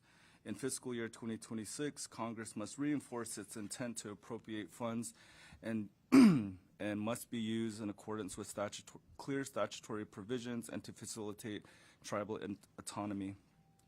In addition, BIE-funded schools continue to suffer from failing facilities. BIE's facility operations and facility maintenance accounts have been chronically underfunded and are not forward-funded. Without forward funding, schools are forced to either divert funds from other vital accounts, such as the ISEP account, to cover routine operations and maintenance needs. A lack of adequate and timely funding has led to an overwhelming deferred maintenance backlog and school replacement list. While the BOSBA member schools have benefited from the Great American Outdoors Act legacy restoration funds, BIE school replacement continues to persist at a glacial pace due to bureaucratic overreach and the BIE's failure to provide technical assistance. Thus, the BOSBA respectfully request that the subcommittee forward fund the facility operations and facility maintenance account, invest in BIE's replacement funding, and exercise oversight over BIE's implementation of facility funds. BIE funded schools also continue to struggle to attract and retain quality instructional and counseling staff despite federal funding aimed at ensuring competitive salaries. To address this issue, the Bosberg requests that the subcommittee continue to direct the BIE to request sufficient funding in its budget request to comply with Defense Department equivalent pay rates, extend federal funding retirement benefits to teachers and staff at tribally controlled schools, and to direct BIE to produce a report of funding needs for staff housing quarters at BIE-funded schools. As I conclude, I would be remiss if I did not address efforts to dismantle the Department of Education and the school choice movement. It is imperative that Indian education be protected as education priorities shift at the federal level. In the event of the Department of Education is dismantled, Indian programs should maintain in their entirety, transferred to the BIE at the same funding levels and distributed amongst BIE's funded schools. Finally, with respect to President Trump's executive order on expanding education freedom and opportunity for families, Congress already created a system of school choice for Native children, and BIE-funded schools allows for tribal citizens to have a culturally specific choice of their school in their local Bureau-funded school. These schools are our school of choice, and funding must not be redirected away from the BIE or tribes. Thank you for your continued dedication to our education of Native children, and look forward to any questions. Thank you. Yes. Bonjour. Good morning. My name is Aureen Martin, and I'm a member of the Bad River Band of Ojibwe in Wisconsin. I think we're rolling kind of deep this week because I just saw someone else from my tribe here. Here today as a member of the National Indian Child Welfare Association Board of Directors. Before I start, I wanted to thank you both for your work and your efforts to improve funding for Indian child welfare and social services programs over the last few years. I'll get into it later, but we've definitely seen improvements as a result. NICWA is a National American Indian Alaska Native organization dedicated to policy development focused on Native children and families. Our mission is twofold. First, to ensure compliance with the Indian Child Welfare Act, and two, to address issues of child neglect and abuse through research, training, policy, and community development. Based on our expertise in this area, every year we make recommendations to you for a whole number of programs to be increased in funding, but I really wanted to talk about just a couple of programs with you today. First, the Indian Child Protection and Family Violence Prevention Act grant programs. If these are funded, they would be the only direct funding to tribes for child abuse prevention, neglect, and treatment for Native families. The other recommendations that I have for you are for the ICWA funding for on-reservation child welfare services. We'd like to see that increase to $30 million per year. And for the off-reservation child welfare services, and to have that increase to $5 million. These funds were first authorized by the Indian Child Welfare Act way back in 1978, and they represent base funding to ensure that every tribe has some ability to provide child welfare services. I think when I first came to testify before you was like 7 or 8 years ago, the average funding per tribe was about $26,000 per tribe. I mean, you can't even fund a whole position with that. But you've increased funding since then, and you've increased funding to the Tawahe initiative. And what we've seen are a few trends emerge from that. We know that when tribes have access to increased funding, that they have better results. And over the last few years, what we've seen is tribes are also actually accessing that funding directly through compacts and contracts. And when they do that, what they do is they redesign their programs. They take an assessment. And I wanted to just provide a couple of examples to you. The Confederated Tribes of Umatilla in Oregon directly access their funding. And the first thing they did was they undertook a conversation within their community about what was the right thing to do. They talked to tribal elders, to families that were involved in the system, law enforcement, tribal leaders, social workers. And what they realized was that they needed to put their focus on prevention efforts instead of like treatment efforts later. And they did that, and they've seen a dramatic reduction in the number of families going into the foster care system, over 40%. Another tribe I wanted to also just talk to you about was Tlingit and Haida in Alaska, who did a similar review. They came out with a little bit different way of doing it, but they ended up in the same place. They reviewed the records for the families that were in the foster care system, and they realized that these families had accessed other programs prior to becoming involved in the foster care system, programs like TANF. And so they developed an assessment tool for TANF workers to use when they're working with these families, so they could identify the at-risk families and provide prevention services earlier on. And they've also seen a reduction in the number of kids in foster care. So I think what we see is that these tribes work better to coordinate with other community services, with their families, with their children, and they provide prevention services earlier to help families heal, but also to provide self-sufficiency parenting tools. And for all these programs, the changes they've made reduce their reliance on expensive later intervention programs and improve the overall health of not just individual families or kids, but for their communities overall.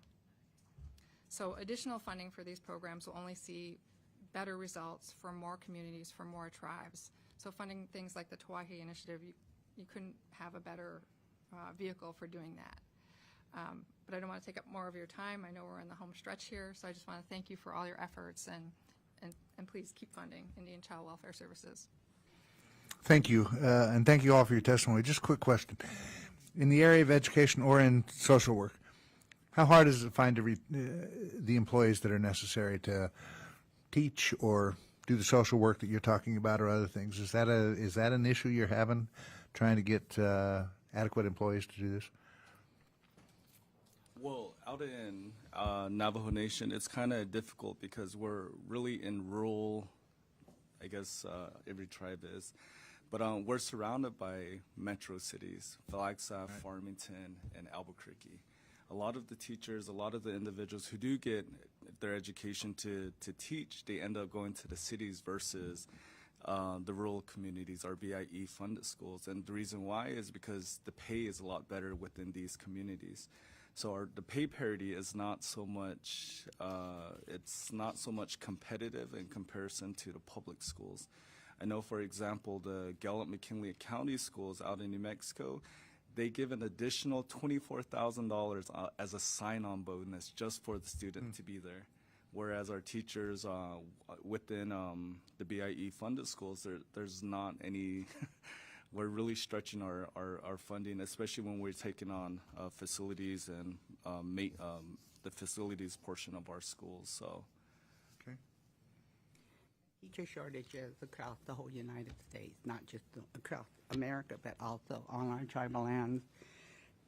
We have, I'm not sure how many now, but we have our relatives from across the ocean, from the Philippines, that come and teach in our schools. And those numbers are increasing as well. And so teacher shortage is a big challenge in our communities. We talk about it all the time. We're talking to high school students to consider being a teacher. And our tribal colleges have teacher programs as well. And so we are really working diligently to try to get more of our high school students to consider being a teacher and providing resources and trainings and just hands-on kinds of stuff. Because yes, of course, as of this moment, many of our teachers in our tribal schools are tribal members. And out of 13 schools on the Pine Ridge Reservation, 12 are led by women who are tribal members. How cool is that, huh? I just think that's amazing. So as a advocate for education, I keep track of all these numbers. These 12 women were educated somewhere on one of our schools on the reservation, and maybe got the early teaching experience at the college, and then moved on to get their higher degrees. Then the partnerships that we have with University of South Dakota, University of California, anyways, so the tribes, what we do is have relationships with the surrounding colleges like Black Hills State for distance learning. So we're doing all kinds of creative stuff to also bring in more teachers, but enhance their education. Okay, thank you. We're saying the same things for the same reasons with social workers across Indian country. Rural areas, it's difficult to attract social workers. It's difficult to keep them for a long time because they can go somewhere with better pay or better benefits. But the other issue we have is with training. because it's hard to, social service programs aren't, high budget places where you can send people to training all the time. So we're looking at innovative ways to provide training through the internet any way that we can to people, but it is a challenge for social workers as well. Same challenge we're facing with law enforcement officers, firefighters, or other things that get trained, come back to the reservation, do their job for a while, and then get hired by surrounding community that pays them better. Anyway, thank you. Ms. Pingree? Yeah, and thank you for bringing up that issue, certainly one we've heard quite a bit about. And, I mean, it is, again, what makes some of these arbitrary layoffs problematic, because you're already short on personnel, or if support personnel are getting laid off, then that's a problem too.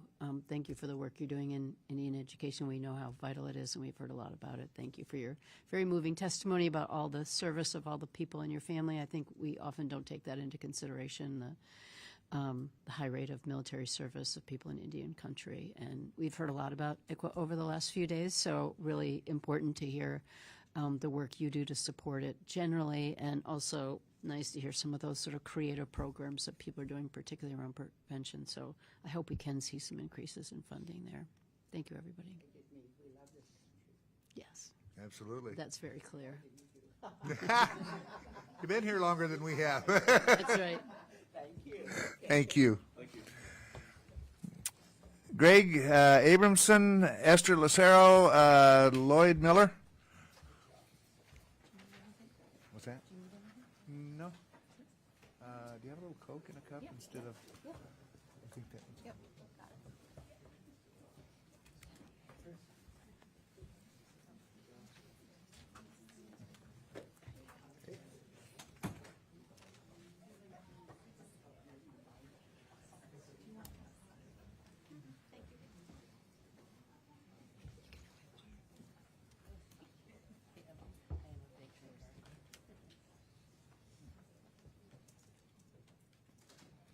Okay.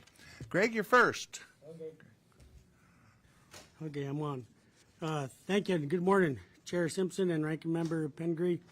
And if there are any more members of the subcommittee decide to join there and stuff there. My name is Greg Abramson. I'm chairman for the Spokane Tribe in Eastern Washington, and I serve as chairman for the Spokane Tribe.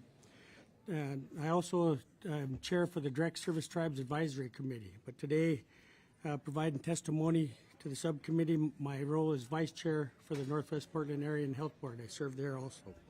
The Northwest Portland Area and Health Board serves the 43 federally recognized Indian tribes in Idaho, Oregon, and Washington. My tribe delegated me, as each tribe has a delegation to their board, the 43 tribes there. So, and the tribe delegated me through a tribal resolution. So I thank the subcommittee today to provide testimony for the 2026 IHS Indian Service budget there. So you've heard, and I know you know, that health care to the American Indians and Alaska Natives is a trust and treaty obligation made to tribal nations. It's based on our government-to-government relationship and political status with the United States. The Indian Health Service and Department of Health and Human Services are responsible for carrying out this health care mandate. I ask you as members of the subcommittee to honor the trust and treaty obligations for health care. In the Portland area, most tribes entered into compacts and contracts. My tribe is one of the 5 tribes that are left with the federally operated Indian Health Service facility. Our IHS federally operated service unit was built in 1970 and expanded in 2001. The service unit only provides outpatient primary care, and the unit pays for all the outside specialty care and emergency hospitalizations with the purchase and referred care dollars. We have no IHS or 638 Tribal Hospital in Washington State or in the Portland area. Purchasing specialty care with purchase and referred care dollars is not sustainable because of the rising cost of specialty care. Many of our people are on wait lists for care. Purchase and referred care has occasionally received about 1% annual increase. In some years, there has been no increase. A 0 to 1% increase is a decrease in funding because of the unfunded medical inflation and population growth.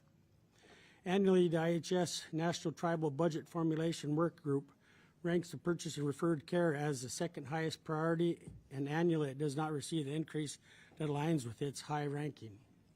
I understand that the focus of Congress is to end wasteful government spending.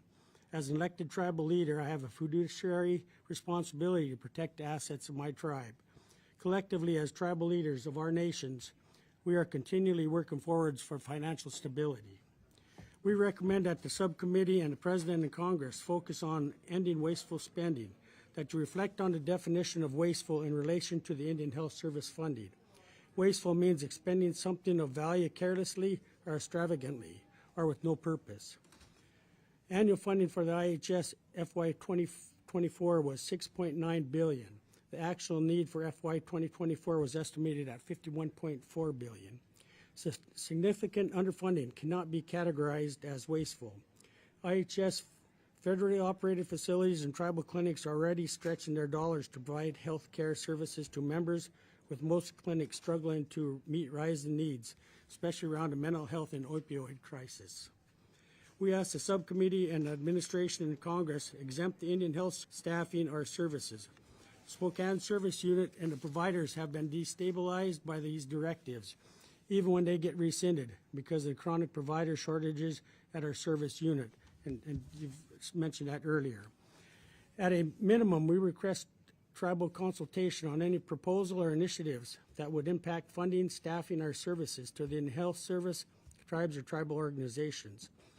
As tribal leaders, we rely on the federal government to fulfill its trust responsibility to our tribe by providing health care to our people. I request that the subcommittee continue to support advanced appropriations. I also request that FY 2026 that the Indian Health Service receive a 10% increase above the FY 2024 enacted level, plus medical inflation and population growth.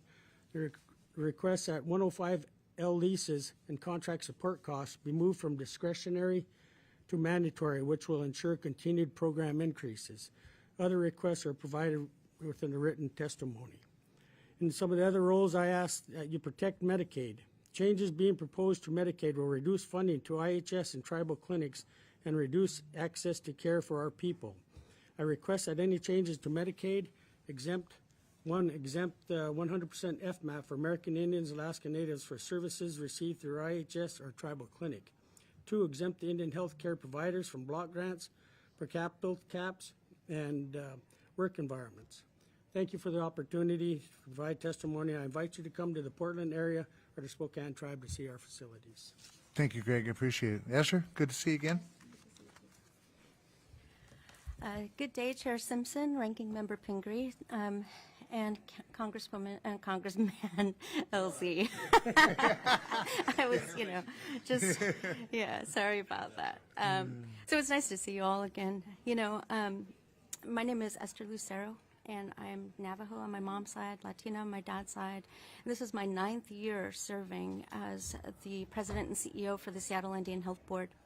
Every year I come to this committee, I'm excited to work in partnership with all of you. And I often really pride myself on sharing the successes of the Seattle Indian Health Board because it really demonstrates your return on investment. For example, this year we've served near 1,000 additional relatives within our services, and that is due to the investment that you made in our infrastructure so that we could expand our services. And so although I'm excited to talk about that, I'm very worried too, because I'll have to tell you, on January 28th, we received a letter that said that our funding was no longer accessible, right? Not just a fear, because then I learned from my finance team that indeed the system was shut down and that we could not access our payment management system. And I want you to understand that we are 54.8% dependent on federal funding. So if you can imagine 54.8% of your paycheck going away, because you've already put out the money to provide those services and you work on a reimbursement basis. That's what we're working with. So here I am today talking to you about that concern. Why? Because we're an urban Indian health organization and we're also a federally qualified health center, right?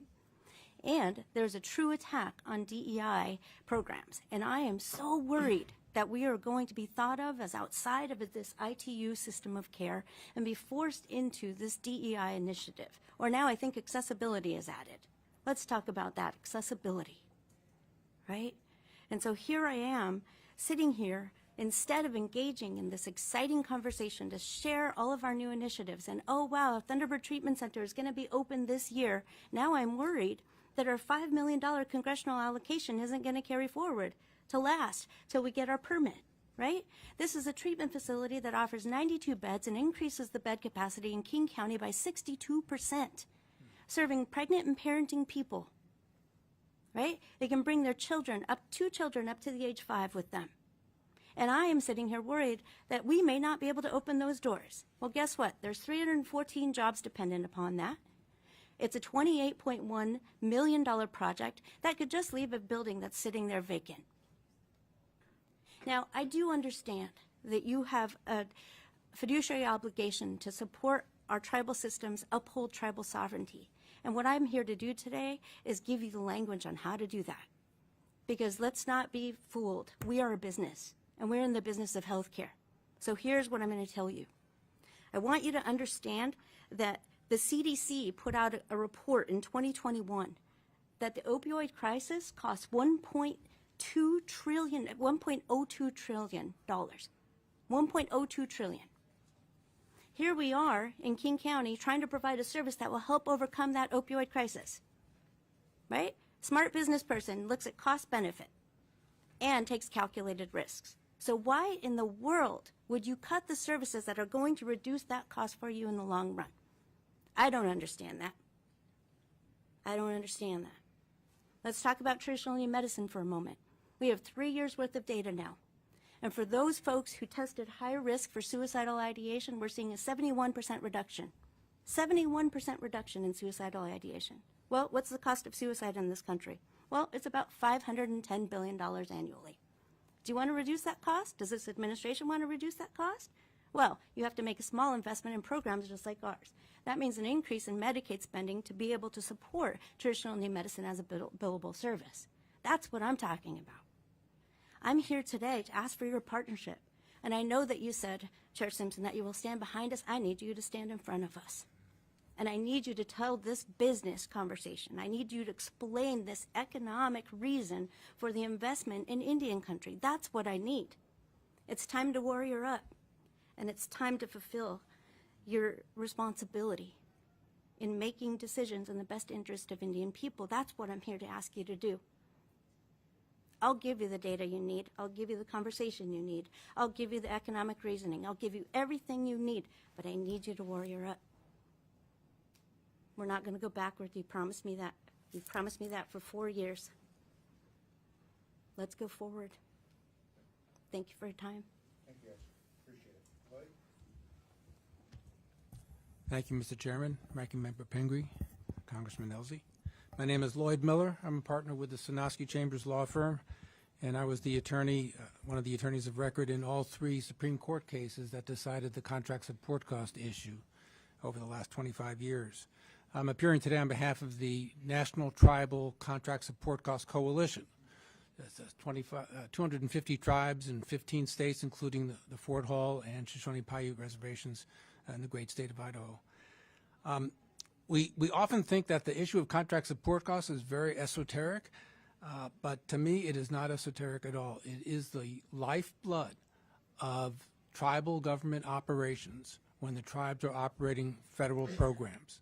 The tribes contract with the federal government to take over federal services, and if they don't have contract support cost reimbursements, which are an add-on cost, and they're audited every year, then there is a dollar-for-dollar cut in those federal services. They would never take over a program from the United States and operate it, a clinic, a hospital, if they had to immediately cut the services in that hospital to make up that difference. So that's why I call it the lifeblood of contracted and compacted programs across the country. Congress understood this when it enacted the Indian Self-Determination Act 50 years ago. This is our anniversary. It understood it when it amended it several times, and the Supreme Court was absolutely crystal clear in the latest decision that we had, the victory we had for the San Carlos Apache tribe against Becerra last June, that Congress intended full contract support costs to be reimbursed. Now, this is an issue I've spoken to you, Mr. Chairman, in many years. You understood it well, and after the Raymond decision in 2012, the committee provided a mechanism for full funding and asked the Indian Health Service how much would that be. And the Indian Health Service told the committee how much it would be. The Indian Health Service, with great respect to a wonderful agency, misrepresented the government's obligations to the tune of about $1 billion a year. The Supreme Court recognized that a victory for the tribes last June would cost about $1 billion more a year. And CBO has estimated that the bump up in 2025, fiscal year 2025, is just shy of $1 billion a year, $985 million. There is no way this committee can shoulder that burden and balance the books without either harming trust services or breaching contracts. There's no way this committee can do it. The only solution is to reclassify contract support costs as mandatory obligations. The Homeland Security Subcommittee a few months ago put that provision in its mark, and we hope that that provision survives in the FY25 process, so that looking at FY26, you're no longer burdened with trying to find funds, another $1 billion to deal with contract support costs, never mind the 105L leasing costs that are also in the same category. This is the principal ask, and you've heard it expressed by many other witnesses today. The other thing I did want to ask is if the committee would consider the 16 specific categories of funds that are in the appropriations bill, consider having them go back to the tribes through their self-determination contracts and self-governance agreements. Used to be only 2. Those of us who go back enough, it was suicide prevention and domestic violence, suicide prevention, methamphetamine treatment funds. Those funds were carved out in the appropriations bill, and they were paid to the tribes through their contracts and compacts. Pretty clean, pretty efficient. Several years ago, right after the Raymond case, and roughly around 2012, the IHS director at the time made a decision. She decided unilaterally to stop doing that and to instead pay those funds out in grants. The use of grants is extremely burdensome on the tribes, increases the cost, increases the bureaucracy on both sides, both for the agency and the tribes, and serves no meaningful purpose. So we would ask that it's grown now from 2 pots to 16 pots. We would ask that the committee direct the Indian Health Service, which has studied this twice and gotten a uniform tribal consultation response, yes, put it back into self-determination contracts and self-governance compacts. We would ask that the committee now direct IHS. They've done the consultation over the last 5 years, twice. It's time to get it done. So thank you very much for your time this morning. Thank you, and thank all of you for bringing up some very important issues. Esther, you scare me. You're way too smart. It is. I always enjoy listening to you because you have such reasoned arguments and stuff. Did I hear you in your testimony say that the native nutritional programs, you saw a decrease in suicide? And I could see a decrease in diabetes or something else, but it caused a decrease in suicide. Is that right? It wasn't nutritional programs. It's our traditional Indian medicine work. Okay. Yes. Okay.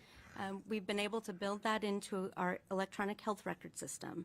Right now, we're looking to get an amendment to our 1115 waiver to be able to include that as a billable practice, like 4 other states have done. Okay. Now, we are the only program that has been able to provide 3 years' worth of data. And within that data, when our relatives access traditional Indian medicine services and they're at high risk for suicidal ideation, we've seen a 71% decrease in that status, and that is significant. And what that means is by strengthening cultural identities, returning to traditional epistemologies, we are going to be successful and ultimately reduce the cost on the federal government. That's really important. It is. More than reducing the costs, reduces the suicide rate. Absolutely. Just seems, I'm worried that folks aren't as concerned about the cost of lives. Yeah. I appreciate it. Thank you all for your testimony. Shelley? Yeah, thank you all for your testimony, and you brought up some of the PRC concerns. We've heard a lot about that today, and certainly big cost, and I also appreciated your sort of characterization of this isn't wasteful spending. It's such a dramatic underfunding at all levels, and we all serve on appropriations. We see the need to cut out unnecessary funding. These are not the areas to go after, and your testimony was wonderful, really, just helping us to understand the business and the human side of all of this, and I just hope we can, hold our health funding harmless. Those initial blocks of funding, my understanding is most of the funding has started to flow again, but the staff cuts are there. There are likely to be more, and there are just so many other concerns. And I'm worried about 1115 waivers generally, and that is such a good use, with the data that you have, and we all have seen that can make a big difference. So I just hope we don't lose that capacity to continue to grant those very creative waivers. So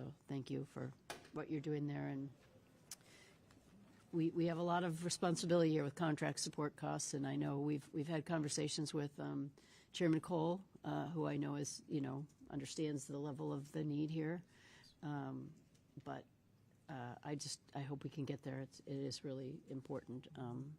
Figuring out a way to do that mandatory would obviously make the most sense, but this will be a tough year to accomplish that. On the other hand, you got some good case law now to really force us to do it. So thank you for the work that you've done around that. And I think most of the members of the committee realize that mandatory funding is the way to go. Tom and I have talked about it a lot. Trying to get there is, in fact, it's not up to us. It's another committee that was said earlier and stuff. And I've been trying to learn what you have to do to make that happen and stuff. So anyway, Mr. Elsey? Thank you, Mr. Chairman. Thank you all for being here. Esther, you dropped the mic. I'm out. Thanks.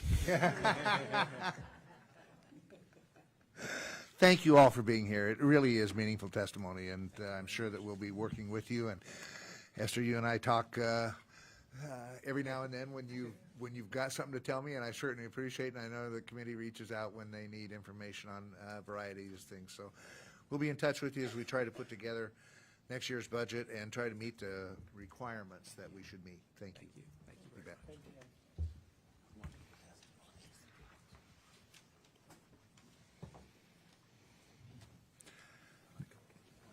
Okay, great. No, thank you. Oh, yeah, big time. Thanks for me.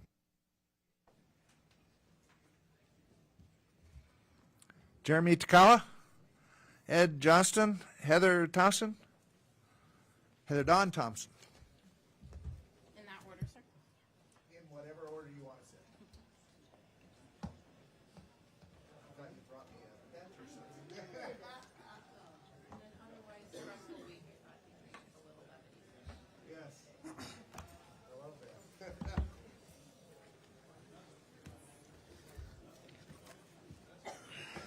You doing? Good, good.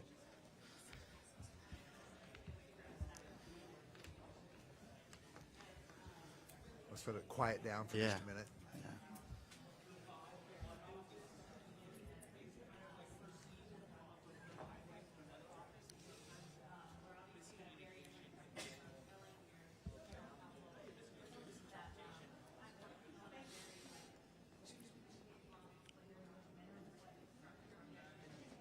Things echo out in that hallway. Yeah. And stuff. Everybody leaves here, and then they go out in the hallway, and they're out of the room, so they start talking and conversing and everything, and it just echoes. We'll probably do the same. Yeah, yeah. I was going to say everybody does it, and I'm going to instruct the staff: find a way to solve this problem so that we don't have to shout above the conversations out there. Anyway, thank you all for being here today. Jeremy, you're first. Can you hear me? All right. All right. Well, let's see here. It's afternoon now. So, Nick Pachwa, Inawanisha Bakhanasha, Shapatumki, Jeremy Takala, Hwapamyano, Chi Pachwaipa, Washna Shtawa, Kinshuwanapa. Good afternoon, Chair Simpson, Ranking Member Pingree, and members of the subcommittee. I'm privileged to testify before you today as Chair of the Columbia River Intertribal Fish Commission. Again, my name is Jeremy Takala. I come from the Confederate Tribes and Bands of the Yakama Nation. Yesterday, my colleague had the privilege to provide Yakama testimony, so it's good to be here again. So I serve as the Fish and Wildlife Chair back at Yakama, but again, currently the Chair for Crickfic out in Portland. So in 1855, 4 tribes, the Umatilla, Warm Springs, Yakama, and the Nez Perce entered into treaties with the United States. We ceded millions of acres of ancestral homelands in exchange for peace and promises. These lands span nearly 67,000 square miles, an area larger than Florida, and represent the heart of salmon country in the Pacific Northwest. While we ceded title to our homelands, we reserved, and the United States acknowledges our right to fish, hunt, gather at all usual and custom areas. Over the course of 170 years since those treaties were signed, our tribes have advocated for and worked with Congress to make sure the obligations and promises made by both our predecessors is fulfilled. For decades, representatives from our tribes have testified before this committee and others to inform Congress of the importance of our work and progress that has been made as we work together.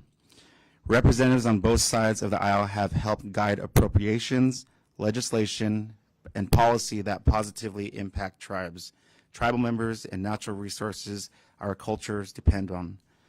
Last year, Congress, in its trust responsibility to our tribes, appropriated funding for a broad range of programs and projects involving natural resources protection, management, and fulfillment of treaty protections and promises made to our tribes. Once appropriated and signed into law, we built our budgets, planned our projects, and started the work we promised to do. Today, however, we find ourselves in a situation where some of the funding that Congress directed to agencies we count on for this work is being impounded by the current administration. Additionally, mass layoffs across the federal agencies is reducing their capacity to fulfill the purposes that Congress set for them and that are required to carry out the work of caring for our natural resources and tribal trust obligations. It is never a good time for uncertainty and breach of trust at this scale, but it comes at a particularly critical moment for Columbia Basin salmon and everyone, both tribal and non-tribal, who depend on these fish for their cultures, livelihoods, recreation, and enjoyment. Salmon and steelhead populations are declining throughout the Columbia River Basin, which of 12 are listed as endangered. This is a profound threat to our culture, cultural heritage, our treaty rights, and a regional economy that is valued in hundreds of millions of dollars. The 4 Columbia River Treaty tribes' approach to fisheries restoration is comprehensive, what we call gravel-to-gravel management. In other words, where the salmon go, so do we. To continue this critical work, we urge Congress to take action to ensure that promises, obligations, and authorities made by this body are carried out by this administration. And looking forward, we are requesting funding for 6 essential programs in salmon restoration and treaty rights protection. 1, to continue our core restoration work, we are requesting $6.4 million for our Columbia River Fisheries Management Program. For law enforcement, the guardians of public safety, along with 150 miles of river and the fishing access sites on federal lands, we are asking for $1.75 million. To maintain our fishing access sites, that is very crucial to our fishers for access, we're requesting $2.29 million. The Pacific Salmon Treaty implementation also requests $7.42 million, which will ensure all 25 participating U.S. tribes can fulfill their vital role in an international salmon conservation. We're requesting $2.5 million to continue implementing Public Law 116-99, addressing critical infrastructure needs at our fishing sites. And finally, we request $555,000 for our youth initiatives because we must prepare the next generation of Native American scientists and resource managers to carry this work forward. I do want to highlight, I'm hearing a lot of the concerns when it comes to the layoffs that has been implemented. Back at Yakima, we're seeing tremendous amounts of impacts where each of these federal folks work directly with the tribes, particularly on Columbia Basin salmon efforts. Folks such as, NOAA, BIA, DOI, USDA, DOJ, even some of the folks at Army Corps of Engineers. Last week it was announced some of the folks at BPA and folks at Hanford were, impacted by this administration. So, as many said, it's a trust responsibility. We want to ensure that those folks are there at the table with us to help guide this work and moving forward. So, with your support, we want to continue our work together as stewards of these precious resources. We can ensure that salmon, which have sustained the people of Pacific Northwest for millennia, continue to run strong in our rivers. This isn't just a tribal issue, it's an American issue, a testament to our nation's commitment to environmental stewardship, treaty obligations, and preservations of our shared natural heritage. thank you for your time, Chair Simpson. I know you've been a voice for salmon, and that's why Ed and I are here to talk about fish. So thank you, Pingree. Thank you. I appreciate talking about fish. Ed? Thank you, Mr. Chairman. Yeah, I'd like to thank you for this opportunity. I follow in the footsteps of our tribal leaders and ancestors, and the words that I always find myself getting actually quite emotional when I listen to our people speak, and what it means for us. My name is Ed Johnson. I'm a Quinault tribal member, and I represent Northwest Indian Fish Commission, and I'd like to thank Chairman and Ranking Member Pingree and the committee for our time to come before you and speak our words that we carry with us. I really enjoyed the words that I've been able to just listen to today, that we have the facts, we have the data. We have our story, that historic story that Jeremy talks about. When we signed our treaties in 1954 and 55, the 20-member tribes of the Northwest Indian Fish Commission. And for the same backdrop and promises that were unified in that treaty signing, that as you saw our elders hold up the Constitution, where that is embedded in the article, and the relationship that it is with the United States and us Indians, us Indian tribes, treaty tribes, federally recognized tribes. And so those words are where I try to come from. I mean, I write all this stuff down, and our testimony has been forwarded, our written. You know, I want to talk about, if I can get to it, for about 4 or 5 of those critical funds, but really it's the basics of how we have taken that treaty right under United States versus Washington, supreme law of the land, to become co-managers of those resources for those things like Jeremy and others have talked about. And I've worked greatly with the Alaska Natives, and in my own village of Tohola and Queets, the suicide that we experience in a cyclical manner, that the pathway forward for that kind of healing, as was just spoke to you, it also is real relevant in our cultural identity. When we have tribes in our member tribes that have been 25 and 30 years without a fishery, that their young ones don't have a chance to get on the water, and there's no way to transfer that knowledge down other than what they see by others that can, while they cannot because of these restricted stocks under ESA and rebuilding plans, and then the enormous work that has to be done around that when you face massive growth and development that we see in the state of Washington. And then that just means take away more of the natural function of how our ecosystems work. And working with the Alaskans and seeing the amount of, especially in western Alaska, we're very familiar with, that health issue or that reality is really dramatic. And it affects us in a real similar manner. So I just wanted to maybe touch bases on 4 or 5 of our what I would say critical elements here in our package. Fundamentally, the $66 million in BIA rights protection. Jeremy mentioned that is critical to us, and when we prevailed in U.S. v. Washington, it was the 2 self-regulating tribes were the Yakama Nation and the Quinault Indian Nation, where I'm from. And so the formation of the Northwest Indian Fish Mission really came about to empower the tribes under those criteria and to be those managers. And we were awarded base funding right that very next year.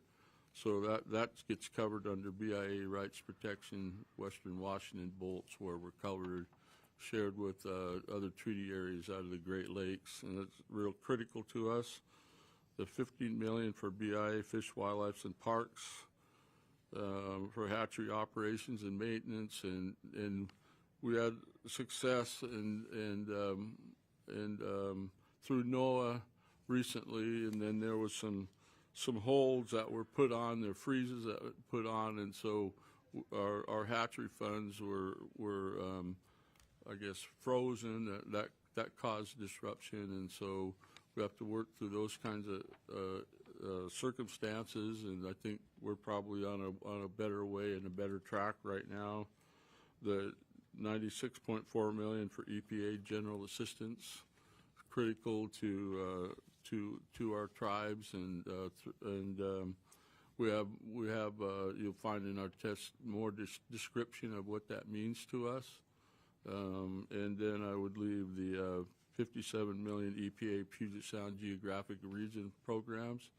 We also would lean into the Pacific Salmon Treaty and those funds allocated that need to go to that process. That's the United States and Canada. It's real critical. You probably heard Chairman Allen and others that have come through here, and I stand ready to assist us as we tell our story with your support, which we've enjoyed for many, many years, starting with Congressman Dix, and I heard Congressman Cole's name and many others, and we know that our issues are on your forefront, and you've been advocates for us, and we appreciate that. Thank you. Thank you. Heather? Good afternoon.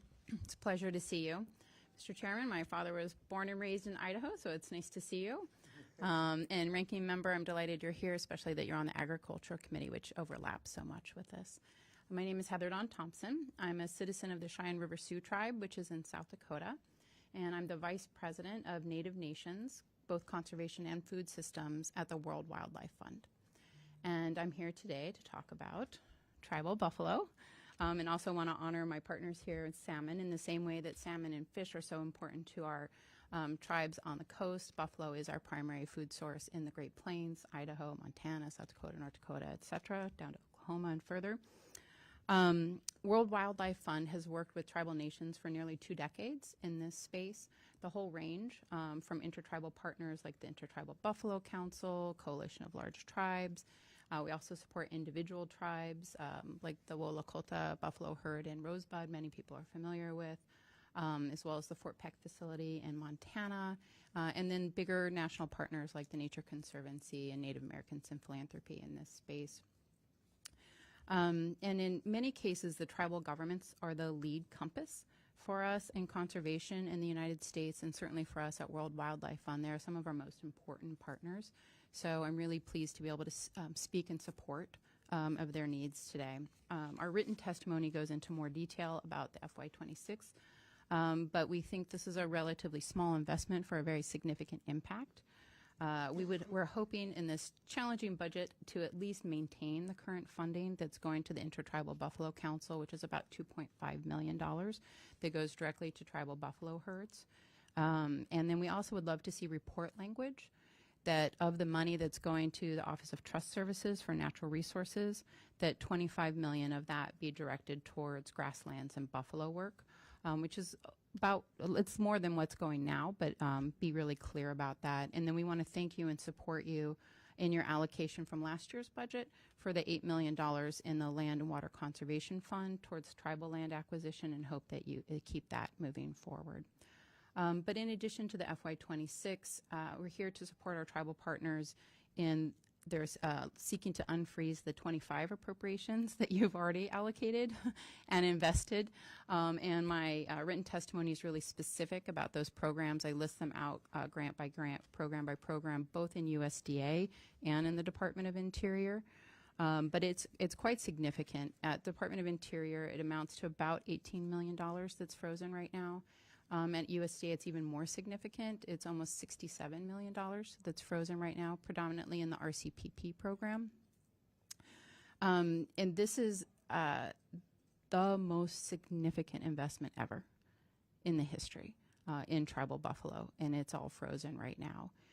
I think one of the challenges that folks don't realize is because the United States has invested so heavily in a very important cattle industry, it's sort of inadvertently left buffalo out because buffalo are different, right? They require different infrastructure.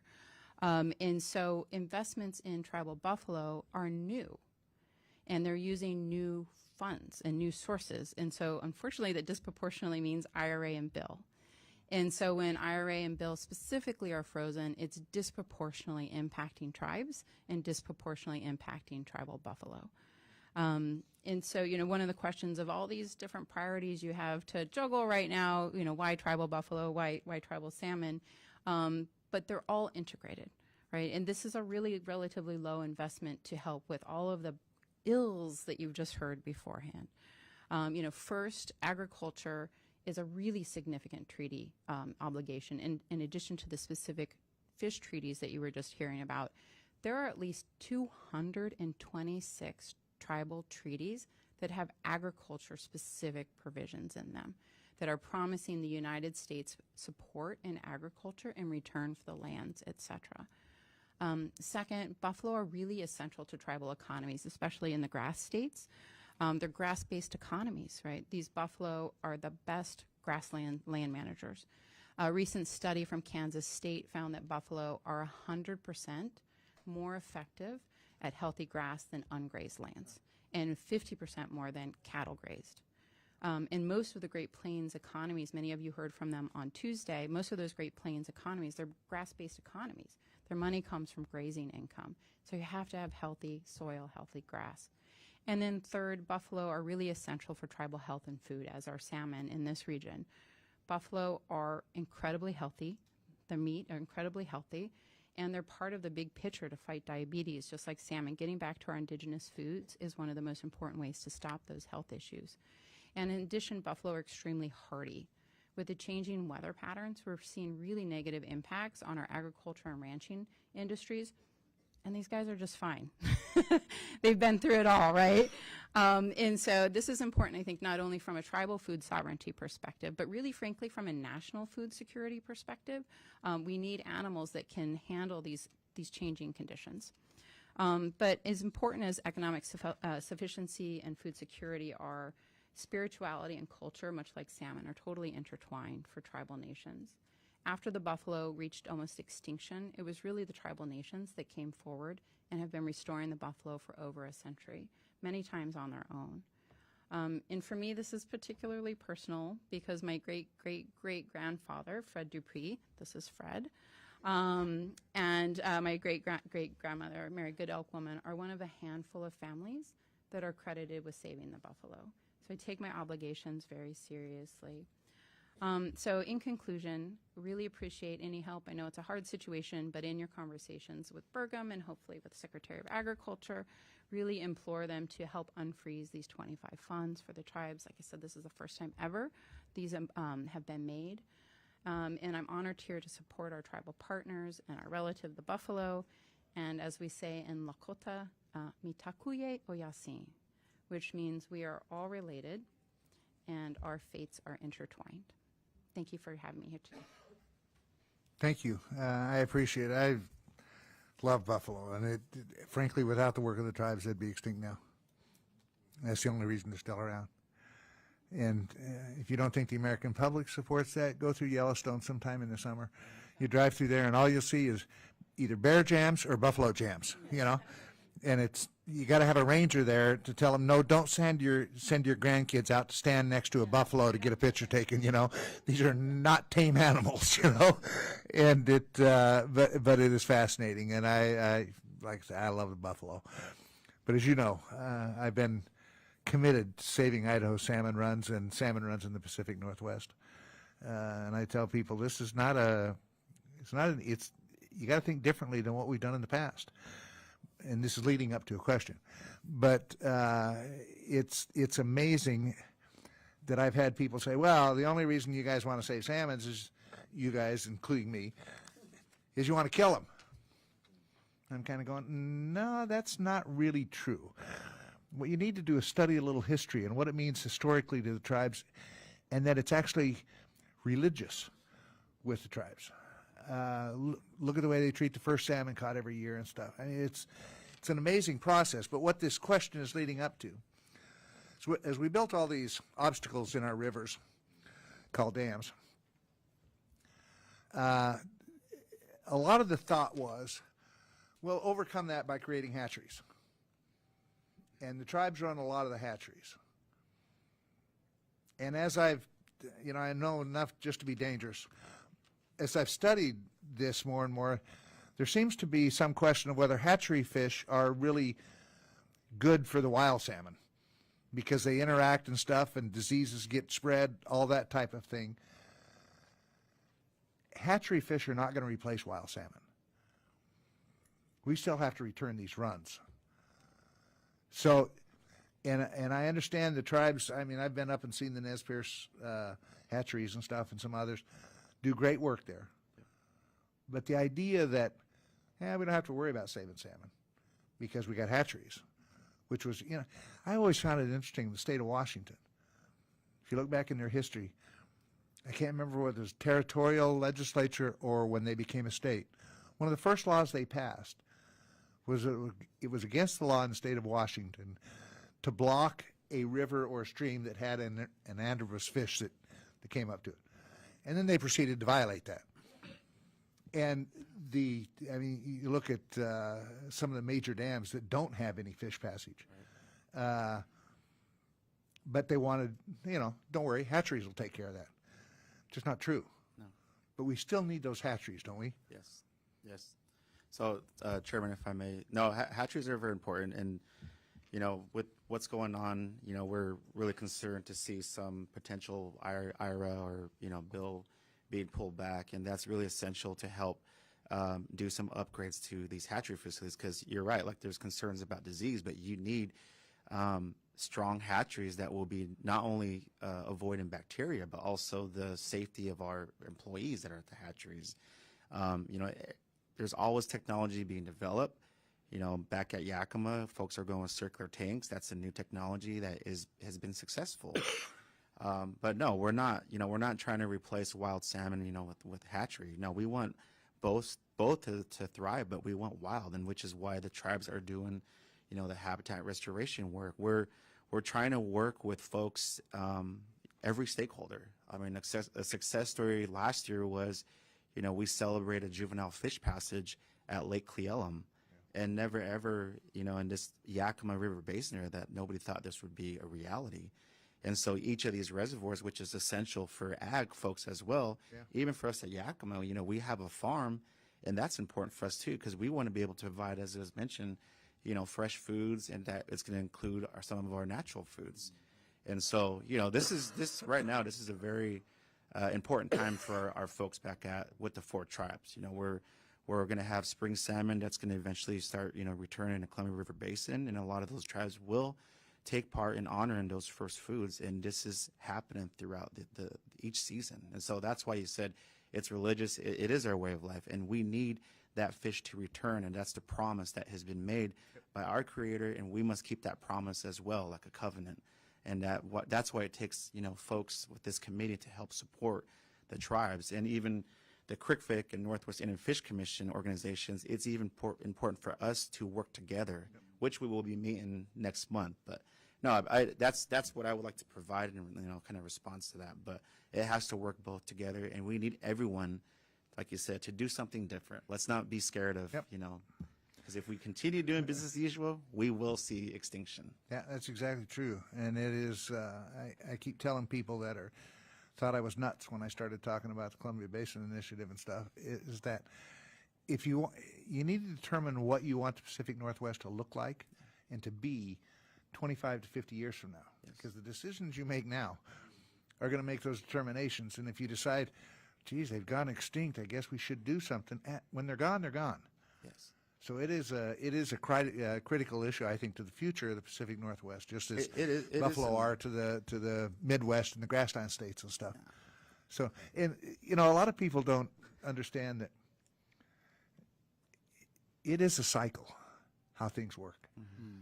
And they've done studies where they've taken streams that have salmon that return to those streams and streams, measured them against streams that don't have salmon that come back. Trees grow like 3 times faster among those streams where salmon come back because the nutrition and nutrients that they bring back. And stuff. I mean, it's a fascinating cycle. It really is, and we play with it at great risk.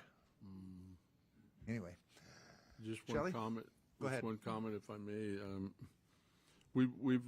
We've dealt with that question of hatcheries and hatchery genetics, and then we call them strays. Now they're natural spawners. Right.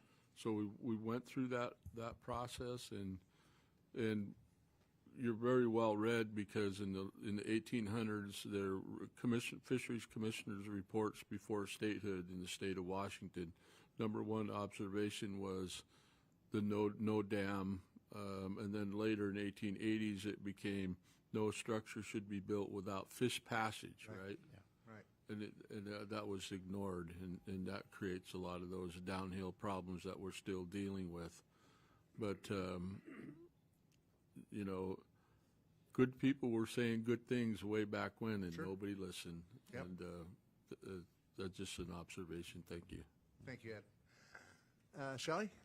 Yeah, thank you for your testimony, and thank you, Mr. Chair, for your devotion to the salmon and to removing the dams. Since I represent Maine, and we have had a long process of dam removal. Same thing, we were a big hydro state, but a lot of the fish passages weren't there, or they didn't do an adequate job, and so much of it was to bring back the salmon and the other fish. And we've had some good results. Some of the rivers that are now dam-free, or a big portion of the river is dam-free, but we still have a lot of work to do with the other kinds of changes going on with the water warming and other issues. But it's such an important part of our cycle, you know, our ecological cycle, but also has an impact on our lobster fishing industry and, you know, bait fishing and a lot of other fish that we've lost, as well as salmon. So I really appreciate the work you're doing out West and the importance of it, and certainly thank you for being here. Thanks for the work you're doing.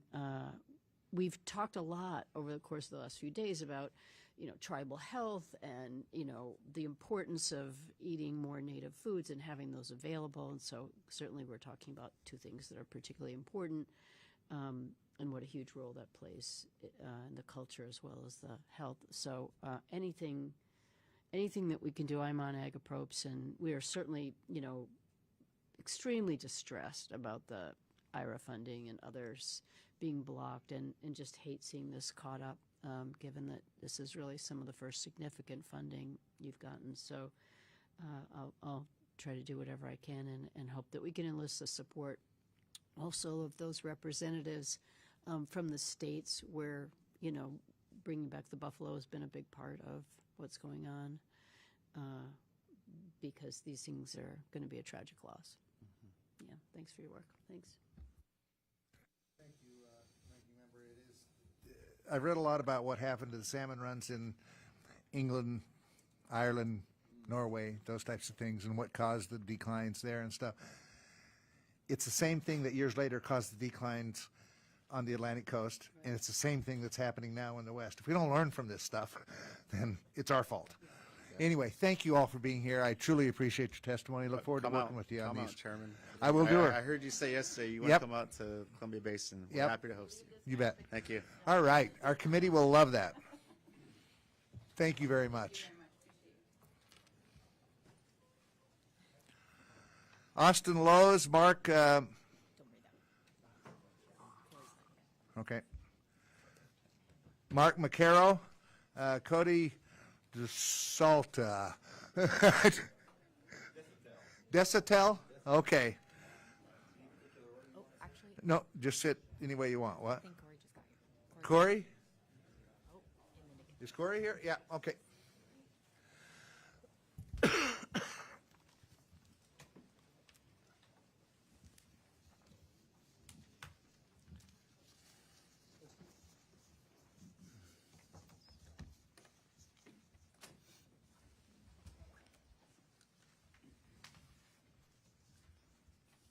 Yeah. That's it. Okay. Austin, you're first. By the way, I love your beadwork. I appreciate that wolf. You're Yeah. close, but. Cool. Ani Bajou, my name is Austin Lowe's. I'm the chairman of the Sault Ste. Marie Tribe of Chippewa Indians, also referred to as the Sioux Tribe, from Michigan, and I'm also a member of the Chippewa Ottawa Resource Authority, otherwise known as CORA.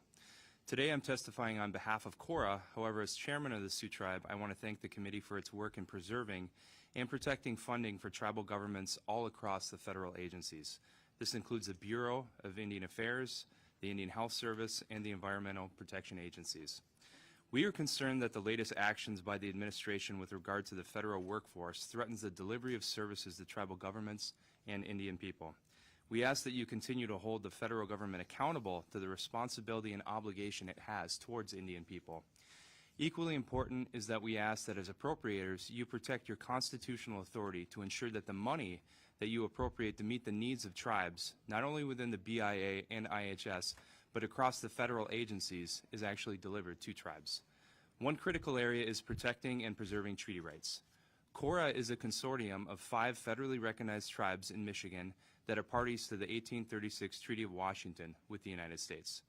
The CORA tribes are plaintiffs in United States v. Michigan, which confirm the tribe's right to hunt, fish, and gather under the 1836 treaty.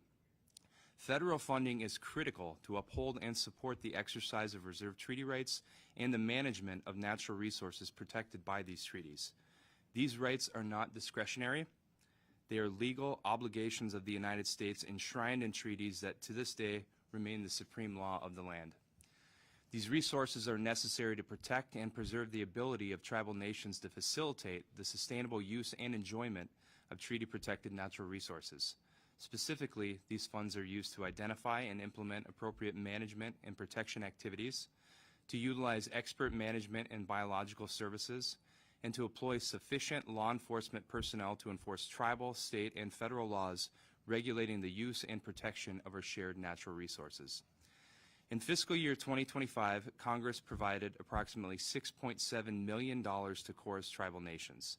This level of funding was essential for the ability of each tribal nation to carry out their obligations under the current court-ordered decrees regarding these treaty reserve rights. To meet these obligations in fiscal year 2026, an additional $1.8 million is needed, bringing the total fiscal year 2026 funding need to roughly $8.5 million.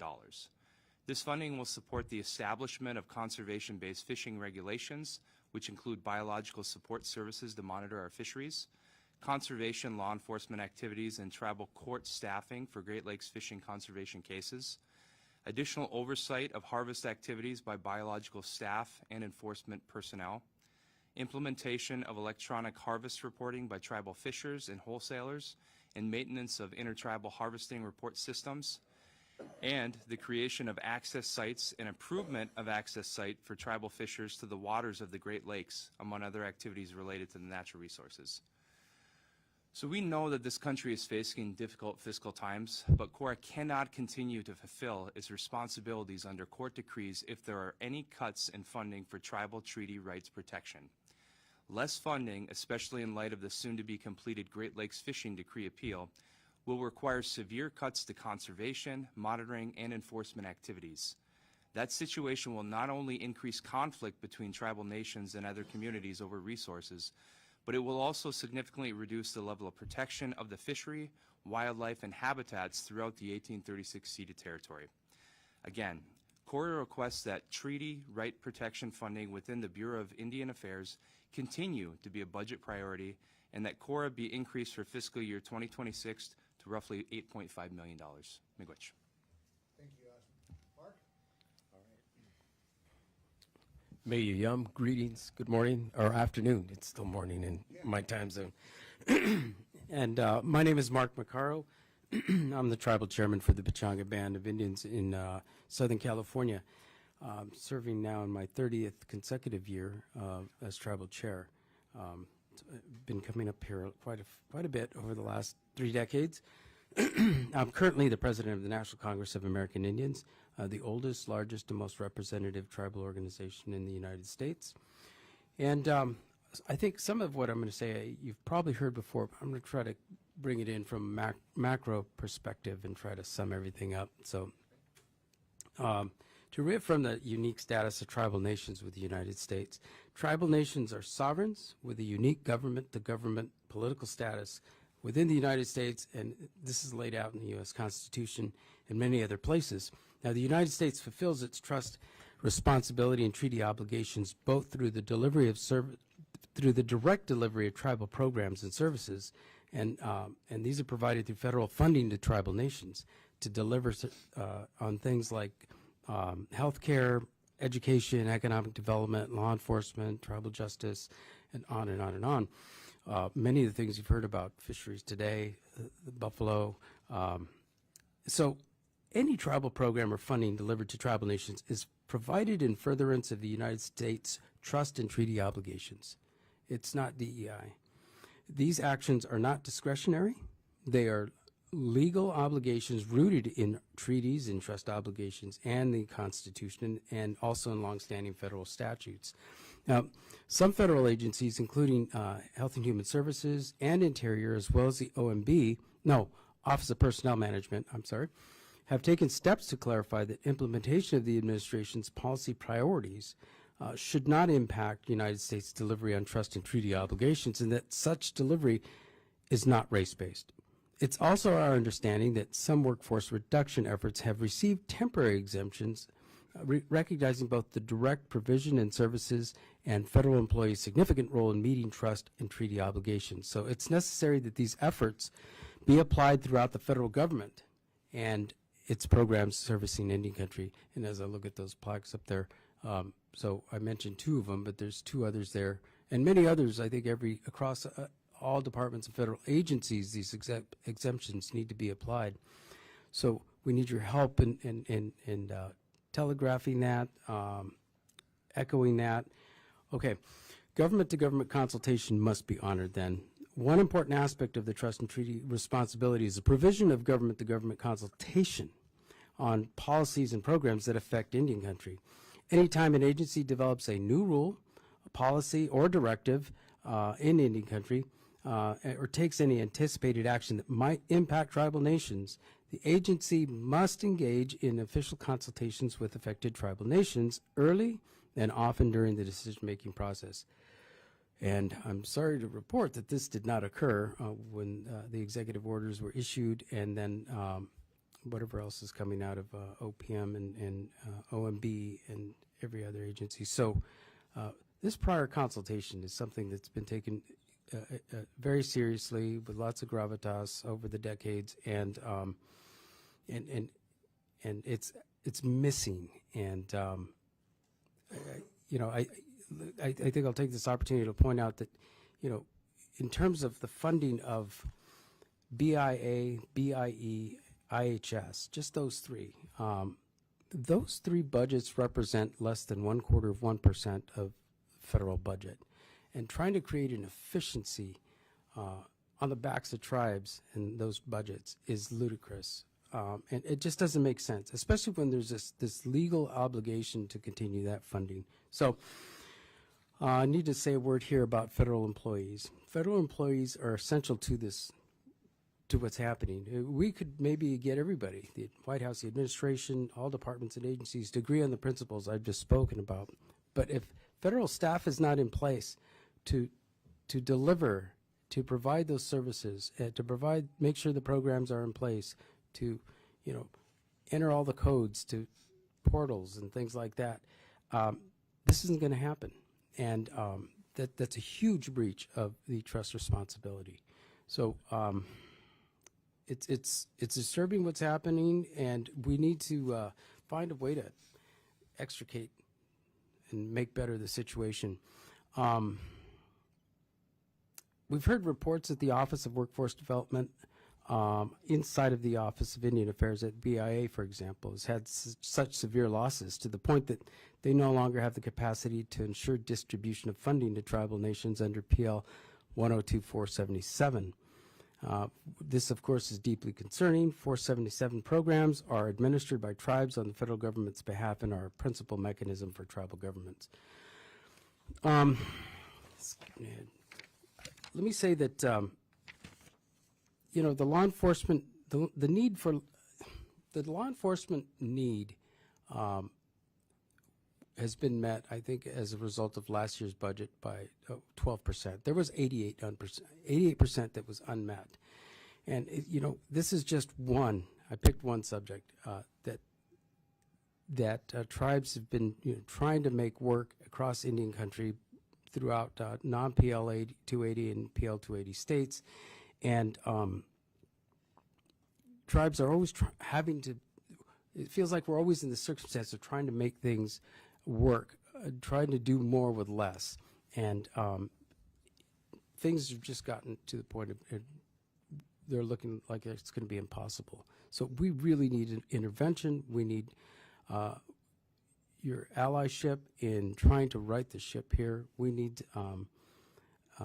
the balancing of the congressional authorities where you have those authorities to assert checks and balances on what's happening, and all with the focus of trying to unfreeze impoundments and prevent further impoundments of federal dollars, and all in the delivery of these programs and services to tribes. We, just to sum this up in closing, that these are not discretionary things for tribes, for Indian country. This is part of the treaty rights and trust responsibilities and legal obligation of the United States, and to allow it to occur is to continue the breach that's already happening. So thank you for your time. I appreciate it. Thank you, Chair Simpson, Ranking Member Pingree. My name is Cody Dizitel. My regular job is Executive Director of the Caldwell Tribe in North Central Washington State, and I also serve as the President of the Intertribal Timber Council. So I came here today to talk a little bit about tribal forestry and fire management. So management of Indian forests generates significant revenue for tribal governments to fund essential governmental services, such as education, social services, and law enforcement. Indian forest management creates $3 for every $1 invested and employs nearly 20,000 people. It manages wildlife habitat, aquatic resources, and forests that provide sources of food and medicine critical for the cultural identity of Indian people. The 2023 IFMAT report documents the significant and persistent inequity of federal funding for Indian forest management versus other federal agencies, a trend consistent over 30 years in 4 IFMAT reports. According to the 2023 IFMAT report, the Forest Service receives 3 times the funding, and the BLM receives 14 times the funding that BIA receives for forest management on a per-acre basis. Similar trends exist for preparedness and hazard fuels reduction funding, and much of that funding is competitive and inconsistent. A quote from the IFMAT report states, "The BIA funding, in real terms, has declined 21% over the last 30 years. During this 30-year period, Indian forest trust lands have increased from 15.6 million acres to 19.3 million acres, meaning that on a per-acre basis, funding in real terms has declined by almost 36% over the last 30 years. Some tribes have expressed that they have not had a budget increase in 30 years. The result in this inequity is catastrophic for Indian communities. The IFMAT report found reduced funding to BIA for forest management resulted in $400 million in foregone timber revenue to tribes between 2010 and 2019. In addition to the $400 million in foregone timber revenue, uncharacteristic wildfires have caused additional unquantified losses to timber, wildlife, aquatic, and cultural resources. Those impacts and losses could have been mitigated or reduced with fully funded and staffed tribal and BIA programs. At Caldwell, for example, we've lost over 1 billion board feet of timber over the last decade between 2015 and now, with a current market value of about $500 million. The IFMAT report also found that parity between BIA responsible forests, the National Forest System, and BLM forests would require an additional $96 million per year for BIA forestry and $42 million in additional funding for wildfire. In addition, the IFMAT report noted an additional $1.6 billion would be needed for upgrading roads, planting and thinning backlogs, law enforcement, and upgraded facilities. We don't know the budget numbers for 2025 yet because we're still waiting on the CR, but BIA received $62 million for forest management in FY24. To compare this inequity, BLM was appropriated $142 million just for the Wild Horse and Burro program in the FY24 Appropriations bill. That's more than twice the funding that Indian forests receive nationwide. Despite this inequity, 80% of all timber produced from the Department of Interior comes from Indian forests. So for the recommendations for FY26, ITC has consistently requested that this committee increase funding for tribal trust forest management. This year, we simply ask that Congress acknowledge the disparity in how different federal forests are funded and managed. We request a report language in the Interior Appropriations Bill that would require reporting to Congress on how much each federal forest management agency is spending on a per acre basis. The IFMAT report contains a model for how to make this calculation. The funding for BIA forestry at a minimum should be returned to FY23 levels, which I believe was around $64 million. The Department of Office of Wildland Fire Management. Another funding inequity that impacts everyone is the compensation of wildland firefighters. So in the infrastructure bill, there was increases in funding for federal wildland firefighters. We have Tribal 638 contract employees that perform that exact same federal function, but were not awarded that same pay increase.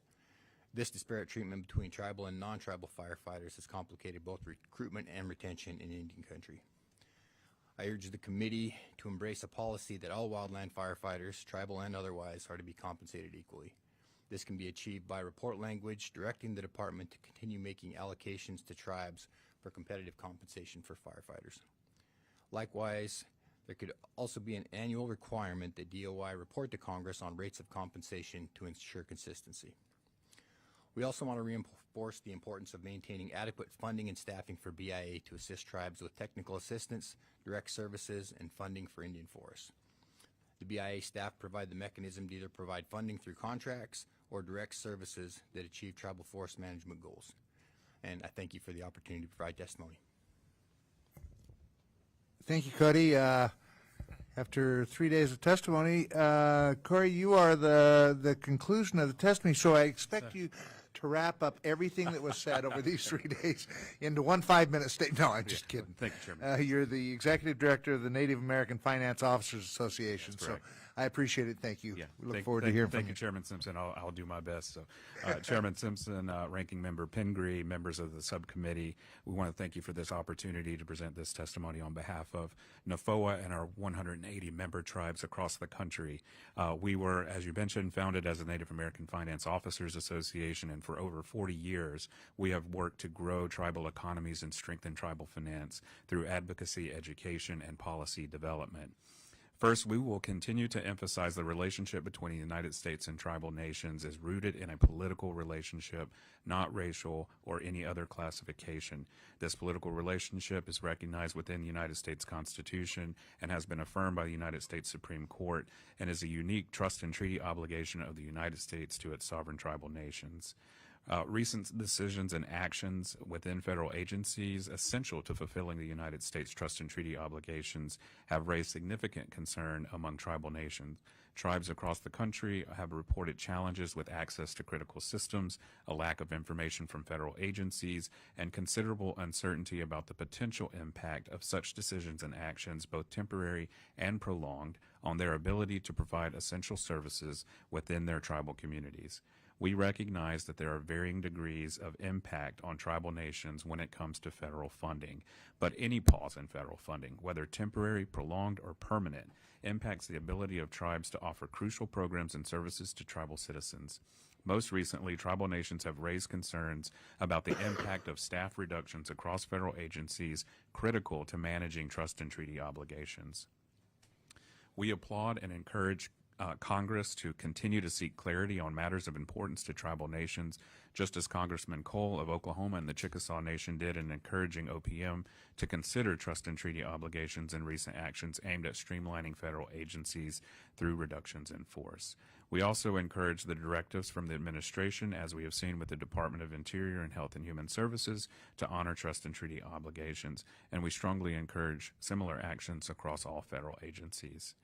During the 117th Congress, Congresswoman Gwen Moore introduced H.R. 8318, the Tribal Tax Investment and Reform Act.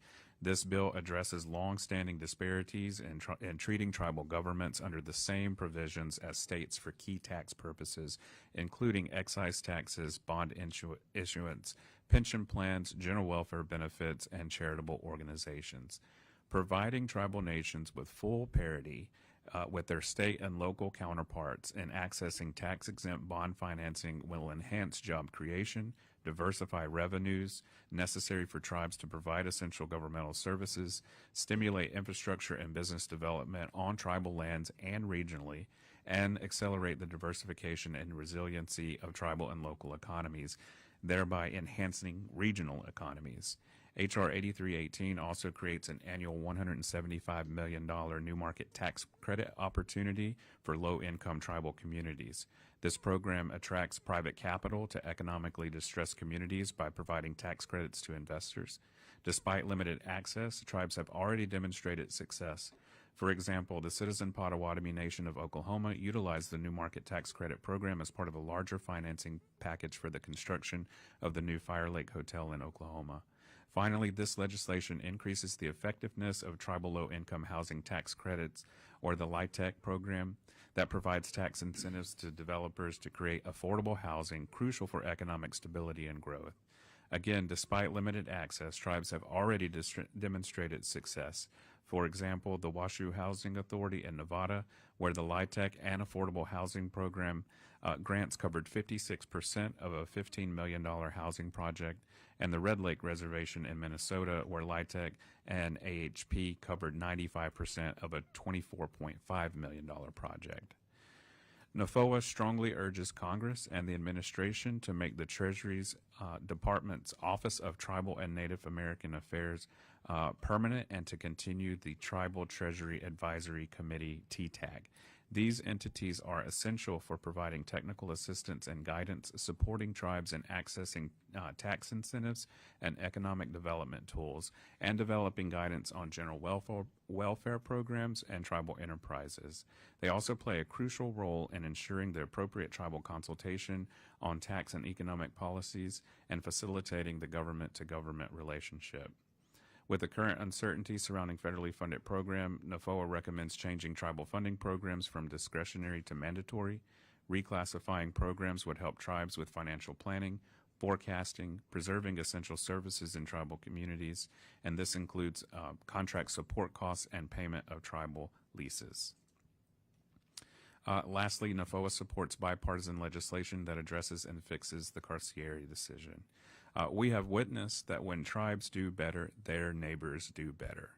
Providing tribal nations with parity with their state and local counterparts and clarity under the law ensures that not just growth of tribal economies, but also the local and regional economies as well. And we thank you for your attention to these vital matters affecting tribal economies and tribal sovereignty. Thank you, Corey. Some of the programs that you talked about and with the different acronyms and stuff, I'm not as familiar with as I should be, but I will guarantee you by the time we write this bill, I will be. But it's going to take some education on my part and stuff. Mark, is American Congress of the National Congress of American Indians, do all tribes belong to that?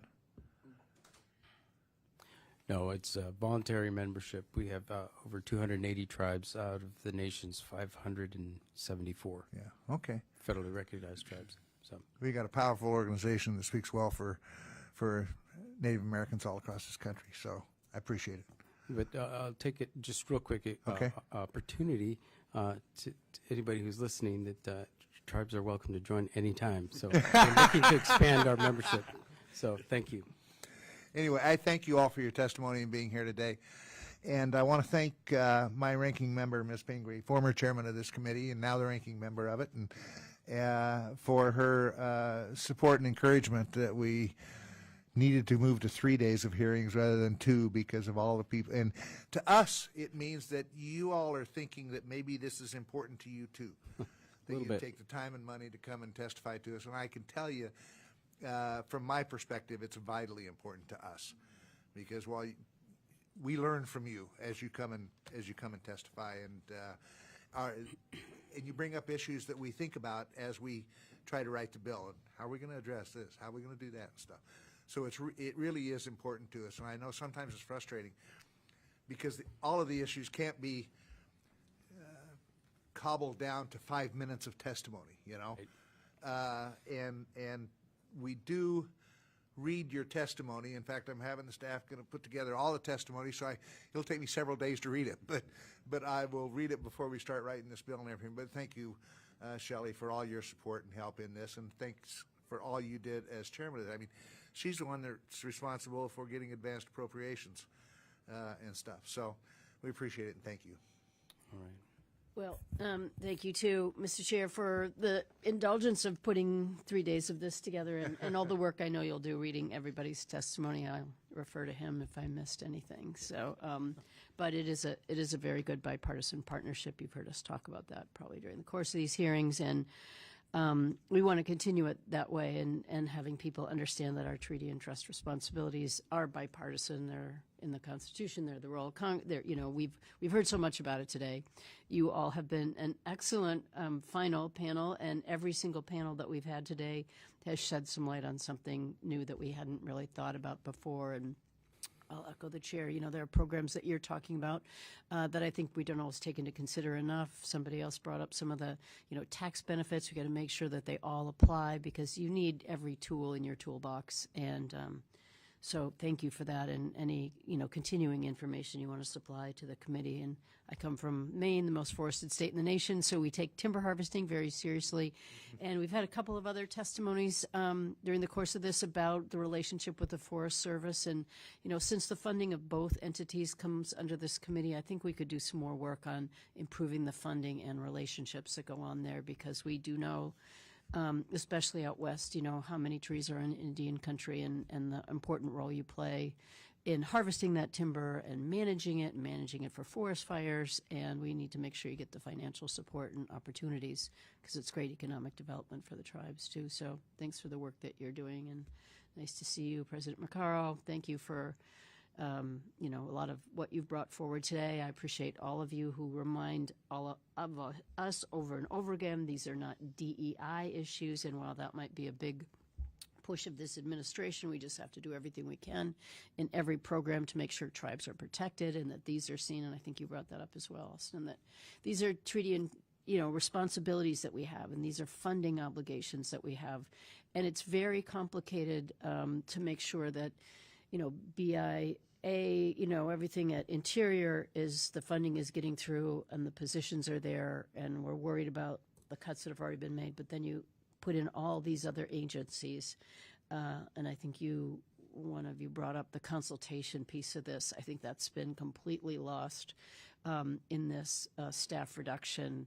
And that's just a really important, essential relationship, and it's an important safeguard to make sure that these aren't just dumb mistakes. And there's no question that there are some dumb mistakes being made in sort of across-the-board cuts, and particularly in an agency that gets so little funding, and we meet so little of our obligation. And every one of the people who work in these areas is vital, and people have really emphasized that for us today. So I can't thank you all enough for coming before us, and to the whole team who do all the work so we can read all these amazing testimonies, and to the chair, thank you so much. Mr. Chairman, is it Yes. possible just to tag one thing onto what she said? There's an absurdity in how things have taken place and unfolded that's illustrated by the National Indian Gaming Commission. I think it was formed in 1992, and the NIGC regulates tribal governmental gaming across the country. It's funded completely by tribes through fee assessments. The federal government doesn't fund it, yet it's on the chopping block. The staff is on the chopping block. but they're all funded by tribes, tribal assessments. So that's how absurd this is, the lack of attention to detail and paying attention to the law. Yeah. So we need your help. Thank you. I appreciate that. Consultation is a kind of loose term of art out there, because I've had, not speaking about this specifically, but I've had tribes come to me and say, the Forest Service, the BLM, or whoever, EPA, whatever, made a decision, and they met their consultation requirement by coming in after a decision has been made and telling us that's what they were going to do. That's not consultation. And we need to make sure that that in those areas that it's required, that and not even just in areas where it's required, in other areas, that we consult with the tribes and the impact that it's going to have on them. So thank you all for your testimony, for being here today. I thank everyone for taking the time to join us. We sincerely appreciate all of everyone coming to testify before our subcommittee. This has really been, as far as I'm concerned, a great 3 days of tribal witness testimonies for this subcommittee. As I said, these hearings are extremely important, and I appreciate the opportunity to hear from everyone. Thank you, and including the members of the subcommittee for their time that they were here. We actually had quite a few stepping in and out. We had hearings going on in every committee, and we're all members of several committees, so they're stepping in and coming back and stuff. And I do want to say one thing about one person on this committee that I find fascinating. Congressman Elsie from Texas. When he first got on this committee, I'm kind of going, what is it exactly? Because most of us have a reason. I have a lot of, I got 64% federal land. I got Indian tribes and stuff. He's from south of Dallas. Doesn't have an Indian tribe in his district or anything. When he told me, he says, I want to learn. And it's been good for us because he sometimes asks questions that we take for granted, that we just haven't thought about and stuff. And he's a fantastic member of this subcommittee, and I've really enjoyed having him on here. And he came to an awful lot of these hearings and asked very good questions. So this is a diverse committee. So I appreciate the time all of you took, and look forward to working with you as we try to solve some of these problems that we all know are out there. Thank you. With that, the committee stands adjourned.